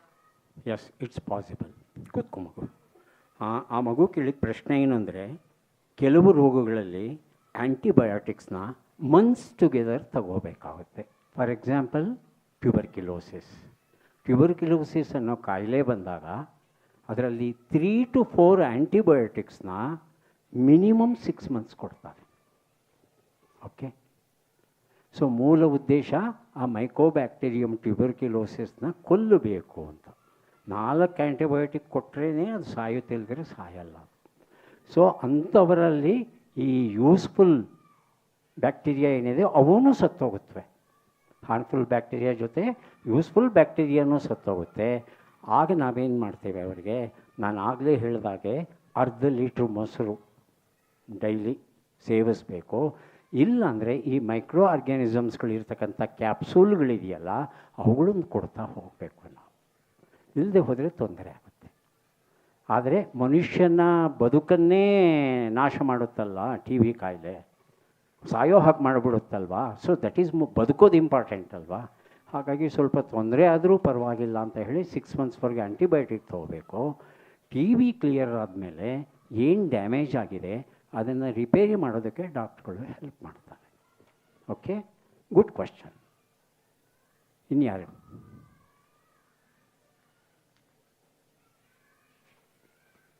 ಯಾರೂ ಇಲ್ವಾ?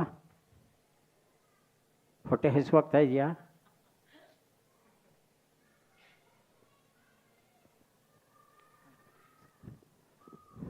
ಸಾಕಲ್ವಾ ಮೇಡಮ್? ಅಲ್ಲ, ಇನ್ ಟೈಮ್ ಮುಗಿಸಿದ್ದೀನ ಇಲ್ವಾ ಅಂತ.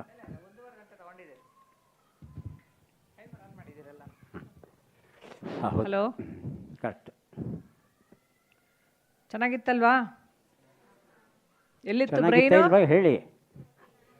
ಎಲ್ಲಿತ್ತು ಬ್ರೈನು? ಹೊಟ್ಟೆಯಲ್ಲಿ. ಓಕೆ, ಹೊಟ್ಟೆನ ಹೆಂಗಿಟ್ಕೋಬೇಕು ಅಂತ ಗೊತ್ತಾಯ್ತಾನೆ ಇವತ್ತು? ಹಾಂ, ಎಷ್ಟು ಆರೋಗ್ಯವಾಗಿ ಇಟ್ಕೊಂಡ್ರೆ ನಮ್ಮ ಬ್ರೈನ್ ಆರೋಗ್ಯವಾಗಿರುತ್ತೆ. ಹೊಟ್ಟೆಯಲ್ಲಿರೋ ಬ್ರೈನ್ ಸರಿಗೆ ಇಟ್ಕೊಂಡ್ರೆ ತಲೆಯಲ್ಲಿರೋ ಬ್ರೈನು ಚೆನ್ನಾಗಿ ಕೆಲಸ ಮಾಡುತ್ತೆ. ಸೊ ಇವತ್ತಿನ ಒಂದು ಕಾರ್ಯಕ್ರಮಕ್ಕೆ ಬೆಂಗಳೂರು ವಿಜ್ಞಾನ ವೇದಿಕೆಯ 52ನೇ ಬೇಸಿಗೆ ವಿಜ್ಞಾನ ಶಿಬಿರ. ಇದು 52. ಕರೋನಾ ಟೈಮಲ್ಲಿ 3 ಮಿಸ್ ಆಯಿತು, otherwise it would have been 55th ಆಯಿತಾ. 52ನೇ ಬೇಸಿಗೆ ವಿಜ್ಞಾನ ಶಿಬಿರಕ್ಕೆ ಬಂದು ನಿಮ್ಮೆಲ್ಲರನ್ನು ಉದ್ದೇಶಿಸಿ ಅತ್ಯಂತ ಸಂಪನ್ಮೂಲ ಭರಿತವಾದಂಥ ಒಂದು ಉಪನ್ಯಾಸವನ್ನು ಹೊಟ್ಟೆಯೊಳಗಿನ ಮೆದುಳು ಎಂಬ ವಿಷಯದ ಬಗ್ಗೆ ನಡೆಸ್ಕೊಟ್ಟಿರ್ತಕ್ಕಂಥ ಸೋಮೇಶ್ವರ್ ಅವರಿಗೆ ನಿಮ್ಮೆಲ್ಲರ ಪರವಾಗಿ ಹೃತ್ಪೂರ್ವಕವಾದ ಧನ್ಯವಾದಗಳು. ಸೊ ಈ ಕಾರ್ಯಕ್ರಮ ಯಶಸ್ವಿಯಾಗೋದು 2 ರೀತಿಯಲ್ಲಿ. ಒಂದು, ಅವ್ರು ತಯಾರಾಗಿ ಬಂದು ಹೇಳೋದು ಒಂದು ಭಾಗ. ಅವ್ರ ಜೊತೆಗೆ ನೀವು ಇಂಟ್ರಾಕ್ಟ್ ಮಾಡಿದ್ರೆ ಮಾತ್ರ ಯಶಸ್ವಿ. ನೀವು ಕೂಡ ಇಂಟ್ರಾಕ್ಟ್ ಮಾಡಿದ್ದೀರಿ ಆಯಿತಾ. ಹಾಗಾಗಿ ಈ ಯಶಸ್ಸಿಗೆ ನೀವೆಲ್ಲರೂ ಕಾರಣರು. ನಿಮಗೂ ಸಹ ಹೃತ್ಪೂರ್ವಕವಾದ ಧನ್ಯವಾದಗಳು. ಆದಮೇಲೆ ನಿಮ್ಮ ಜೊತೆ ಯಾರೆಲ್ಲ ಇದ್ದಾರೆ ಹಿಂದೆಗಡೆ? ಯಾರಿದ್ದಾರೆ? ಸಾಯಂಕಾಲದ ಹೊತ್ತು ಯಾರು ಮೆಸೇಜ್ ಹಾಕ್ತಿರ್ತಾರೆ? ಹಾಂ, ಅವ್ರ ಹೆಸರಿಲ್ವಾ? ಅಜಿತ್, ಆಮೇಲೆ ಲಕ್ಷ್ಮಿ, ಆಮೇಲೆ ಜಾನ್ವಿ. ಅವರೆಲ್ಲರೂ ಏನು ಮಾಡ್ತಿರ್ತಾರೆ? ನಿಮ್ಮನ್ನು ರೆಡಿ ಮಾಡ್ತಿರ್ತಾರೆ ನಾಳೆ ಬೆಳಿಗ್ಗೆಗೆ ಅಲ್ವಾ? ಇವತ್ತು ಸಾಯಂಕಾಲದಿಂದ ರೆಡಿ ಮಾಡ್ತಾ ಇರ್ತಾರೆ. ನಾಳೆ ಏನು ಪ್ರೋಗ್ರಾಮ್ ಹೇಳಿ?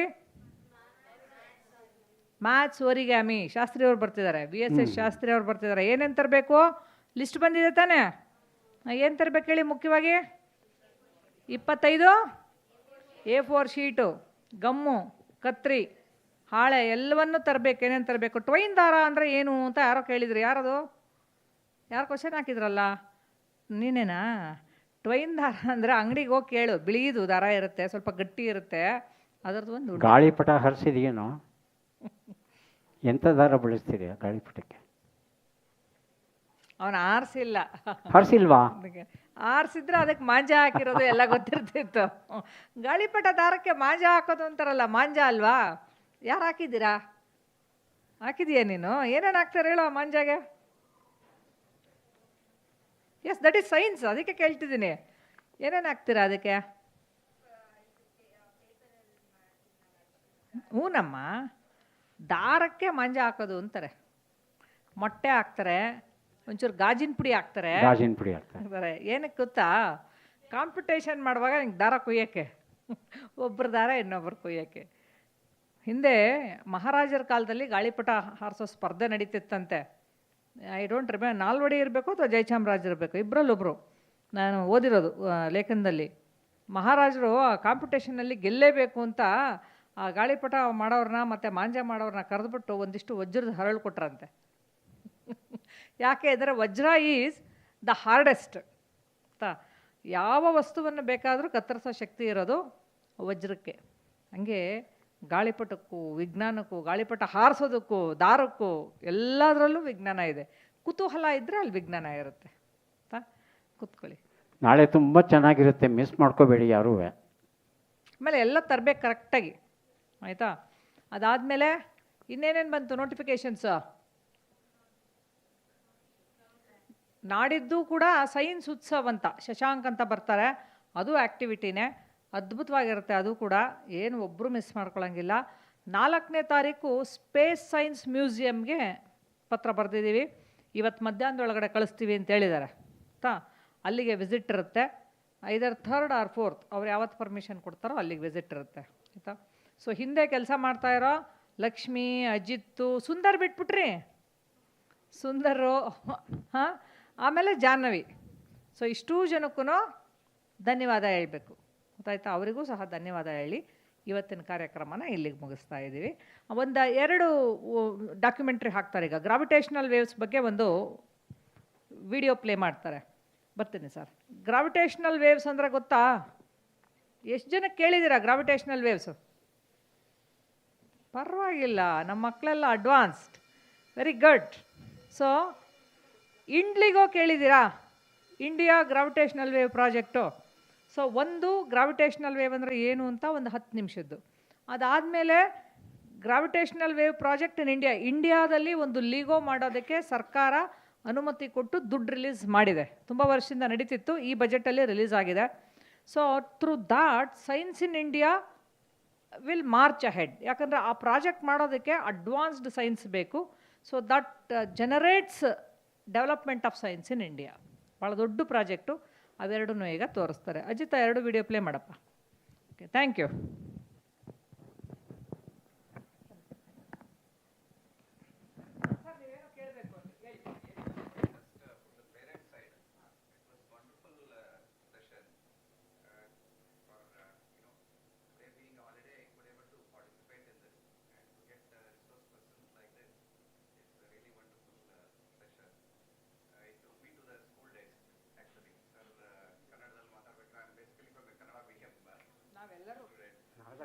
ನಾವು ಕನ್ನಡ ಮೀಡಿಯಂ. ಈಗ ಏನಾಗಿದೆ ಅಂದರೆ ಎಲ್ಲ ಯೂಟ್ಯೂಬ್ ಗೂಗಲಲ್ಲಿ ಎಲ್ಲ ಇನ್ಫಾರ್ಮೇಷನ್ ಸಿಗುತ್ತೆ ಅಂತ ಕೊಡ್ತಾರೆ. But questioning students asking questions are getting less day by day. Inquisitiveness explore ಮಾಡಬೇಕು ಅನ್ನೋದು ಕಡಿಮೆ ಆಗ್ತಾ ಇದೆ. So today session, one of the session which I like most, which gives lot of knowledge to students and they can provoke themselves to ask lot of questions. And ಇದು ಎಲ್ಲೂ ಸಿಗೋದಿಲ್ಲ ಹುಡುಕಿದ್ರು. ಇಂಥ sessions ಇಂಥ ಆರ್ಗನೈಸ್ ಮಾಡೋದಕ್ಕೆ I should thank you to the ideas. ನಿಮ್ಮಂಥವ್ರು ಜೊತೆಗಿರಬೇಕು parents. ಯಾಕಂದರೆ ಈ summer school if it is charged properly it goes up to 10,000+. ಈ ಹಾಲ್ ಬಾಡಿಗೆ ಒಂದು ದಿವಸಕ್ಕೆ 30,000 ರೂಪಾಯಿ. We are giving it outsider. The charge is 30,000 rupees per day. Per day, per student, it will cost 800 rupees if I charge in that way. So we are doing cost price or even less. Okay, the charge is that. Charging is nothing, madam. The very purpose of the Bangalore Science Forum is to disseminate science.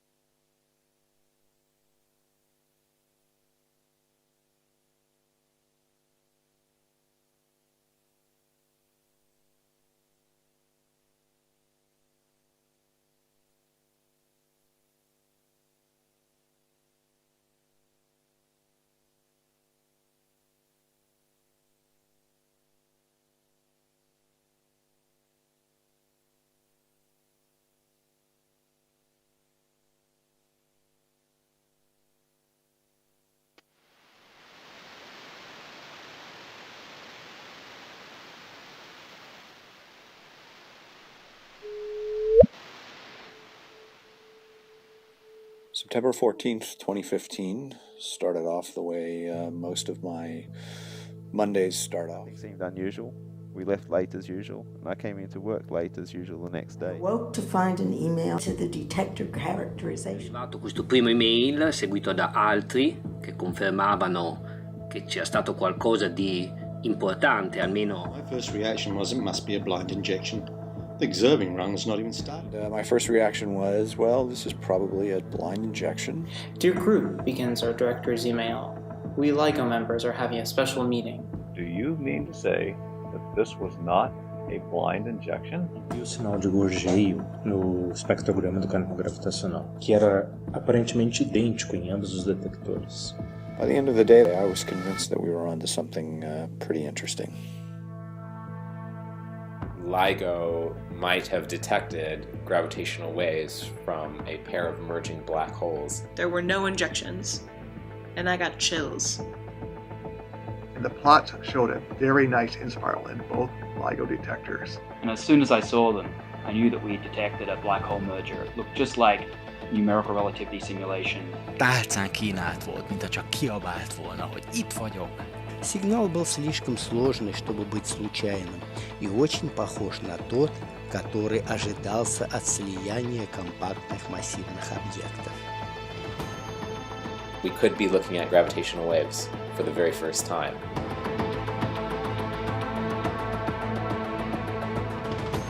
Disbelief, constantly, if anything, trying to prove ourselves wrong, trying to pick apart this signal. This seemed to be an extraordinarily clear, well-defined response. Y nos iba a tomar muchísimo trabajo, que teníamos que tomar más datos. It was simply amazing. I remember thinking, okay, wow, this is real.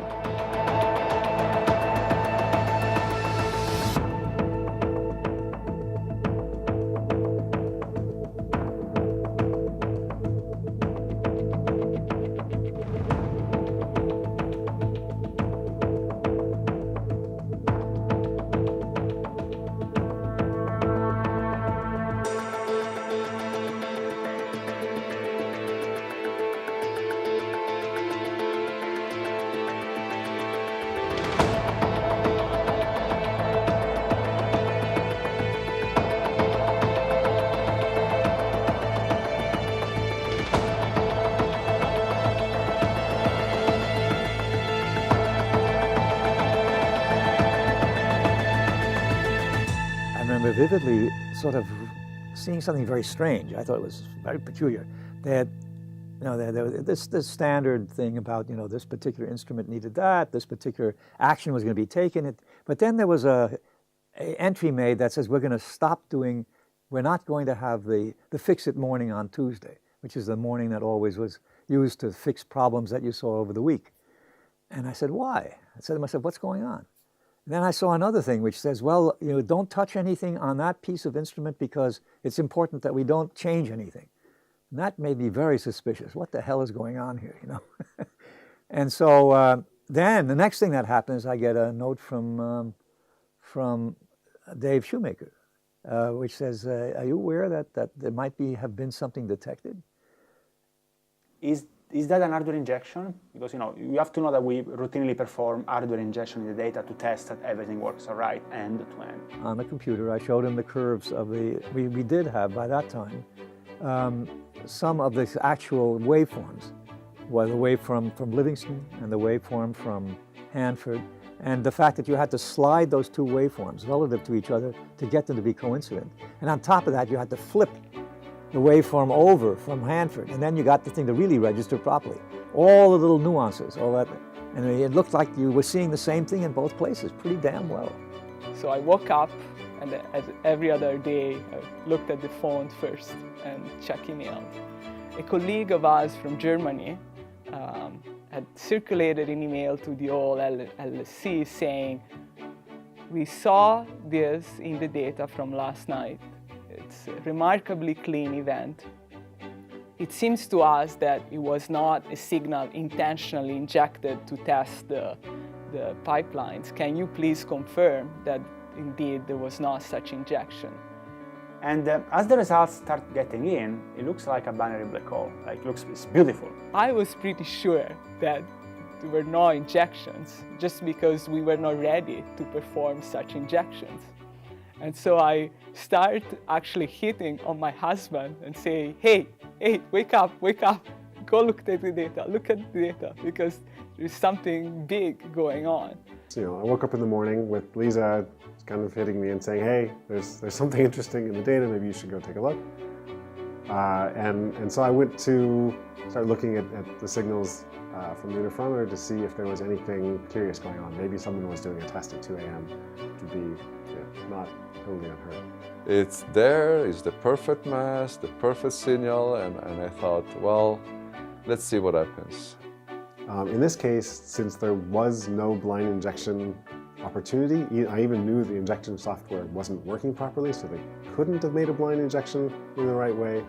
I was just coming back from a lecture, and I see this email from Gabriela saying, the signal that you just saw reported in the online search is not an injection. This is real. This is real. Yeah.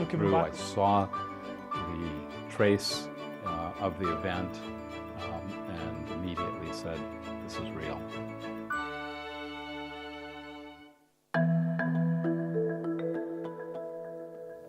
One of the things that we're trying to do is identify a number of different types of signals. So, a very common one that we've now detected multiple times is binary black holes. Two black holes that are in an orbit around each other. And they make a very distinctive signal as they get closer and closer to each other and eventually merge and then ring down like a bell. And we search for these by looking in the data for signals just like those. The very most important thing that made us conscious of this whole thing that it was important to look at was the fact that it was true at both sites. If that wasn't there, I don't think we would have paid any attention to it. And the fact that the waveforms were virtually identical at the two sites was, I think, for most of us, the dominant reason that we took this seriously. After I woke up in the morning and did sort of the first initial checks, people started asking more detailed questions. And so I started looking at more and more places in the data to see what could have happened. Is there any way this could be something other than a gravitational wave? The first thing you have to convince yourself of is that you really saw something, and then you have to convince yourself that it wasn't anything other than a gravitational wave. Say, okay, let's not assume anything. Assume that anything bad could have happened, some strange bug could have caused this. Allow for any possibility. I just won't use the digital control system. I'll build a model of it. And then by reproducing its behavior, I should be able to predict the output that it produced. You're trying to convince yourself that some external force, external influence, caused the signals that you see in those two detectors at the same time. That it's not just a chance bit of noise here and a chance bit of noise here, but it was something from the outside world that caused those signals in the detector. One of our jobs is to try to identify ways the detector makes signals that look something like this and take those out of the data. Maybe we find that there's, say, a little machine out here, a little air compressor pump, and every once in a while this turns on, and when it turns on it vibrates, and that vibrates and shakes the mirror a little bit, which gives us a signal like this. So we might be able to fix that by putting rubber feet on the machine, working with the folks on site to make sure this happens. But another way would be that we identify things in the data that are clearly caused by noise coming from the outside. So maybe we measure the shaking of this thing with a little sensor, like an accelerometer that measures how much the ground is moving. And then we find that the accelerometer records a signal that looks almost exactly like the signal that we have in the data, and we can match them together. Every time we see one of these in the data, we also saw one of those. And then we can use the data coming out from this accelerometer to take things like this out of the data to make it cleaner, so we can more easily see the astrophysical systems. The second piece of this is to convince yourself that it wasn't something other than gravitational wave. And for that, that's where the art of the experimenter comes in. We've got a system of seismometers, accelerometers, magnetometers, wind meters. For things that are local, like an instrument like this switching on, you don't expect an instrument switching on all the way over here in Louisiana to go nearly as far as you can go across the United States and happen within the light travel time, within, let's say, about 10 milliseconds at Hanford. So the fact that we have 2 detectors means that we have a great way to discriminate things that happen locally from things that happen globally. So when you're looking for things that happen in both detectors, many of these local things just won't correlate with the other detector. So the fact that we have 2 detectors is a great way to get rid of events that happen locally like this. But then we had a very sinister idea, and which one has to take seriously in our epoch, that this might have been generated by an intruder into the computer system. So the detection committee, for example, recommended that the detectors be kept in exactly the same configuration for a period of time. Was it possible that this could have been come in from the outside by a hacker?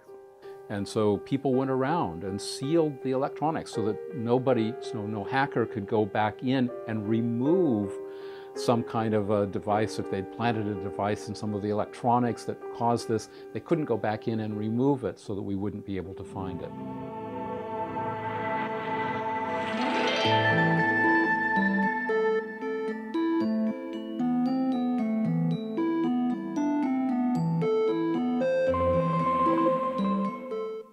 We found that the analog signals that were ahead of making the digital frame, which had all the signals in it, had the signal in it. And in fact, you could propagate it all the way from the photodetector, looking at each stage all along the way, and each one would color the signal a little bit. Some would add little high frequencies, some would diminish some of the low. All of that was correct. And by confirming that the inputs resulted in the outputs as expected, as if nothing had been added, I was able to show that really nowhere, anywhere in the system, even by any strange accident or weird bug in the code, that there was no way anything could have been added in the digital system.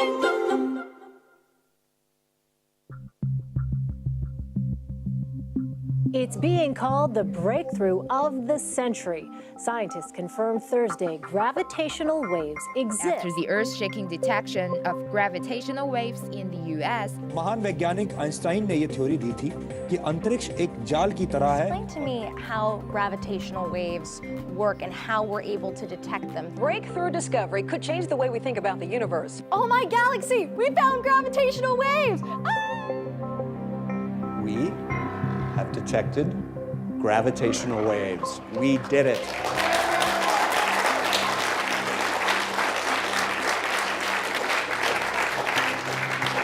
So on September 14th, 2015, the 2 LIGO observatories in Hanford, Washington and Livingston, Louisiana recorded a signal nearly at the same time, nearly simultaneously, and the signal had a very specific characteristic of, as time went forward, the frequency went up. And what was amazing about this signal is that it's exactly what you would expect, what Einstein's theory of general relativity would predict for 2 big massive objects like black holes in spiraling and merging together. The black holes are getting closer and closer to one another. The orbit is speeding up, and eventually they're going to merge. The event horizons are going to join, boom. They produce one big black hole, which relaxes. You see a little bit of vibration there. So each of these black holes are about 150 kilometers in diameter, a little bit bigger than that. Take something that's 150 kilometers in diameter, pack 30 times the mass of the sun in that. Accelerate it to about half the speed of light. Now take another thing, 30 times the mass of the sun, accelerate at half the speed of light and collide them together. That's what we saw here. Here's a Michelson interferometer, which is the device that does the measurement. We fire light from the laser into the system. Now this is the electric field in the light. The color is the intensity of the light. So you'll see where the color tells you where the light is. Right now there is no light at the photodetector. That's the trap you've set for the gravitational wave. And now the end mirrors begin to wiggle in the animation. And you'll notice light appears, disappears at the photodetector. That tiny motion and that fact, that light, the amount of light that goes to the photodetector is proportional to that strain in the gravitational wave. That's the method of the detection. Now I wanted to play the gravitational wave for you to hear, but it's so short that it's just a thump. So what we have done is taken the real signal and shifted a bit in frequency, but it's still the real signal. Did you hear the chirp? There's a rumbling noise, and then there's a chirp. Whoop. That's the chirp we've been looking for. This is the signal we have measured.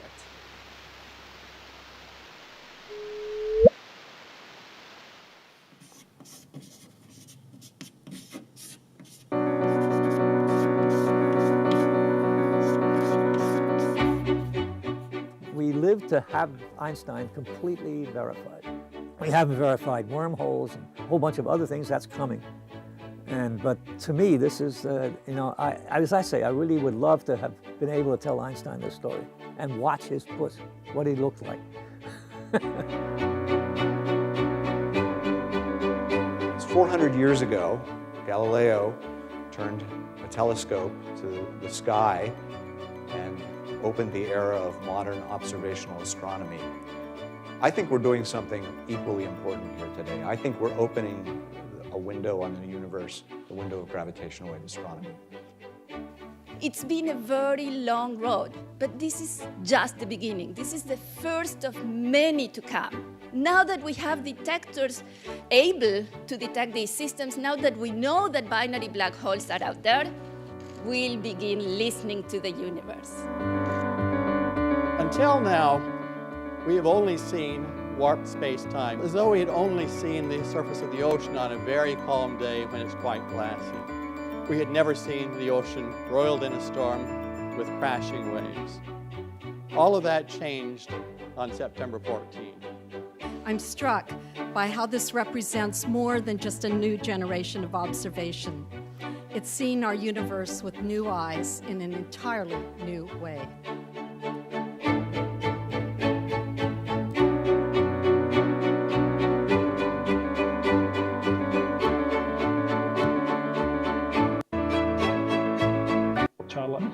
For a kayak.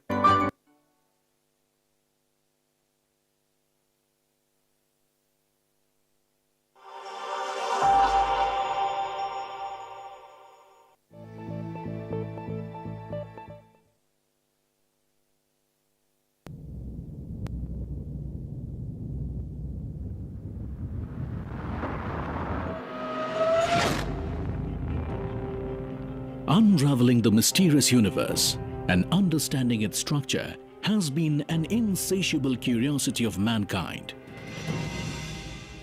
India has a long history of astronomical scientists. Aryabhatta, who interpreted that the Earth rotates about its axis. Brahmagupta, who gave the formula for cyclic quadrilateral, used often in astronomy. And Bhaskara, who determined the parallax in longitude. In the recent times, Subramanian Chandrasekhar, Jayant Narlikar and Meghnad Saha are among a few Indian astrophysicists who took the world by surprise with their cosmic discoveries. Holding the proud legacy, our scientists are an integral part of the world's biggest mega science projects. Mega science projects often involve cross-border cooperation between teams of competent researchers. While the scientific goals of these projects are significant, their worldly benefits are equally important. By collaborating, participating and delivering components for these joint projects, India places itself as a major player in fundamental science globally. In addition, these projects have the potential to create new avenues for science-industry collaborations and to popularize science in the country. Taking the same theory of gravitational waves forward, Indian scientists are designing an advanced gravitational wave observatory. This project is a collaborative project between a consortium of Indian research institutions and the LIGO laboratory in the USA, along with its international partners Australia, Germany and the UK. LIGO India brings forth a real possibility for Indian scientists to step forward into the frontier of an emergent area of high visibility to probe the universe. The site selection was a mammoth effort. It took 5 years. So from 2011 end, we have been looking at sites. We followed about 40 site leads all over India. The main challenge was we needed stable ground in terms of low seismic noise. So you have to go to places which are known to be stable and the low seismic risk zones. Secondly, we also needed to be away from people. And that's a challenge because we also need people to run such a big facility. So we had to balance between finding a place which was reasonably big so that people would love to work there, but remote enough that there are no disturbances. We can't have roads within 10 kilometers of the site. The fact that this location is in India, okay, is its biggest plus point because it's far away from all other detectors. The US detectors are almost on the other side of the earth. So this is almost the biggest baseline that we can get for a network of detectors. What really excited all of us was the fact that this experiment essentially included technologies of various types.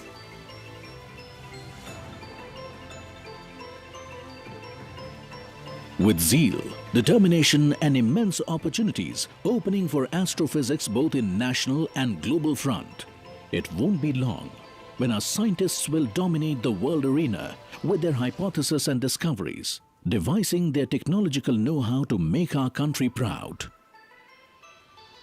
The various technology transfers in India, driven by innovations from our scientists, also open gates to welcome large foreign investments and large investment flow into the country. With the recent breakthroughs in the astronomical world, India, with its exemplary technical capability, not only takes a leading role in executing large-scale projects, but also goes several notches up globally in terms of research and discoveries.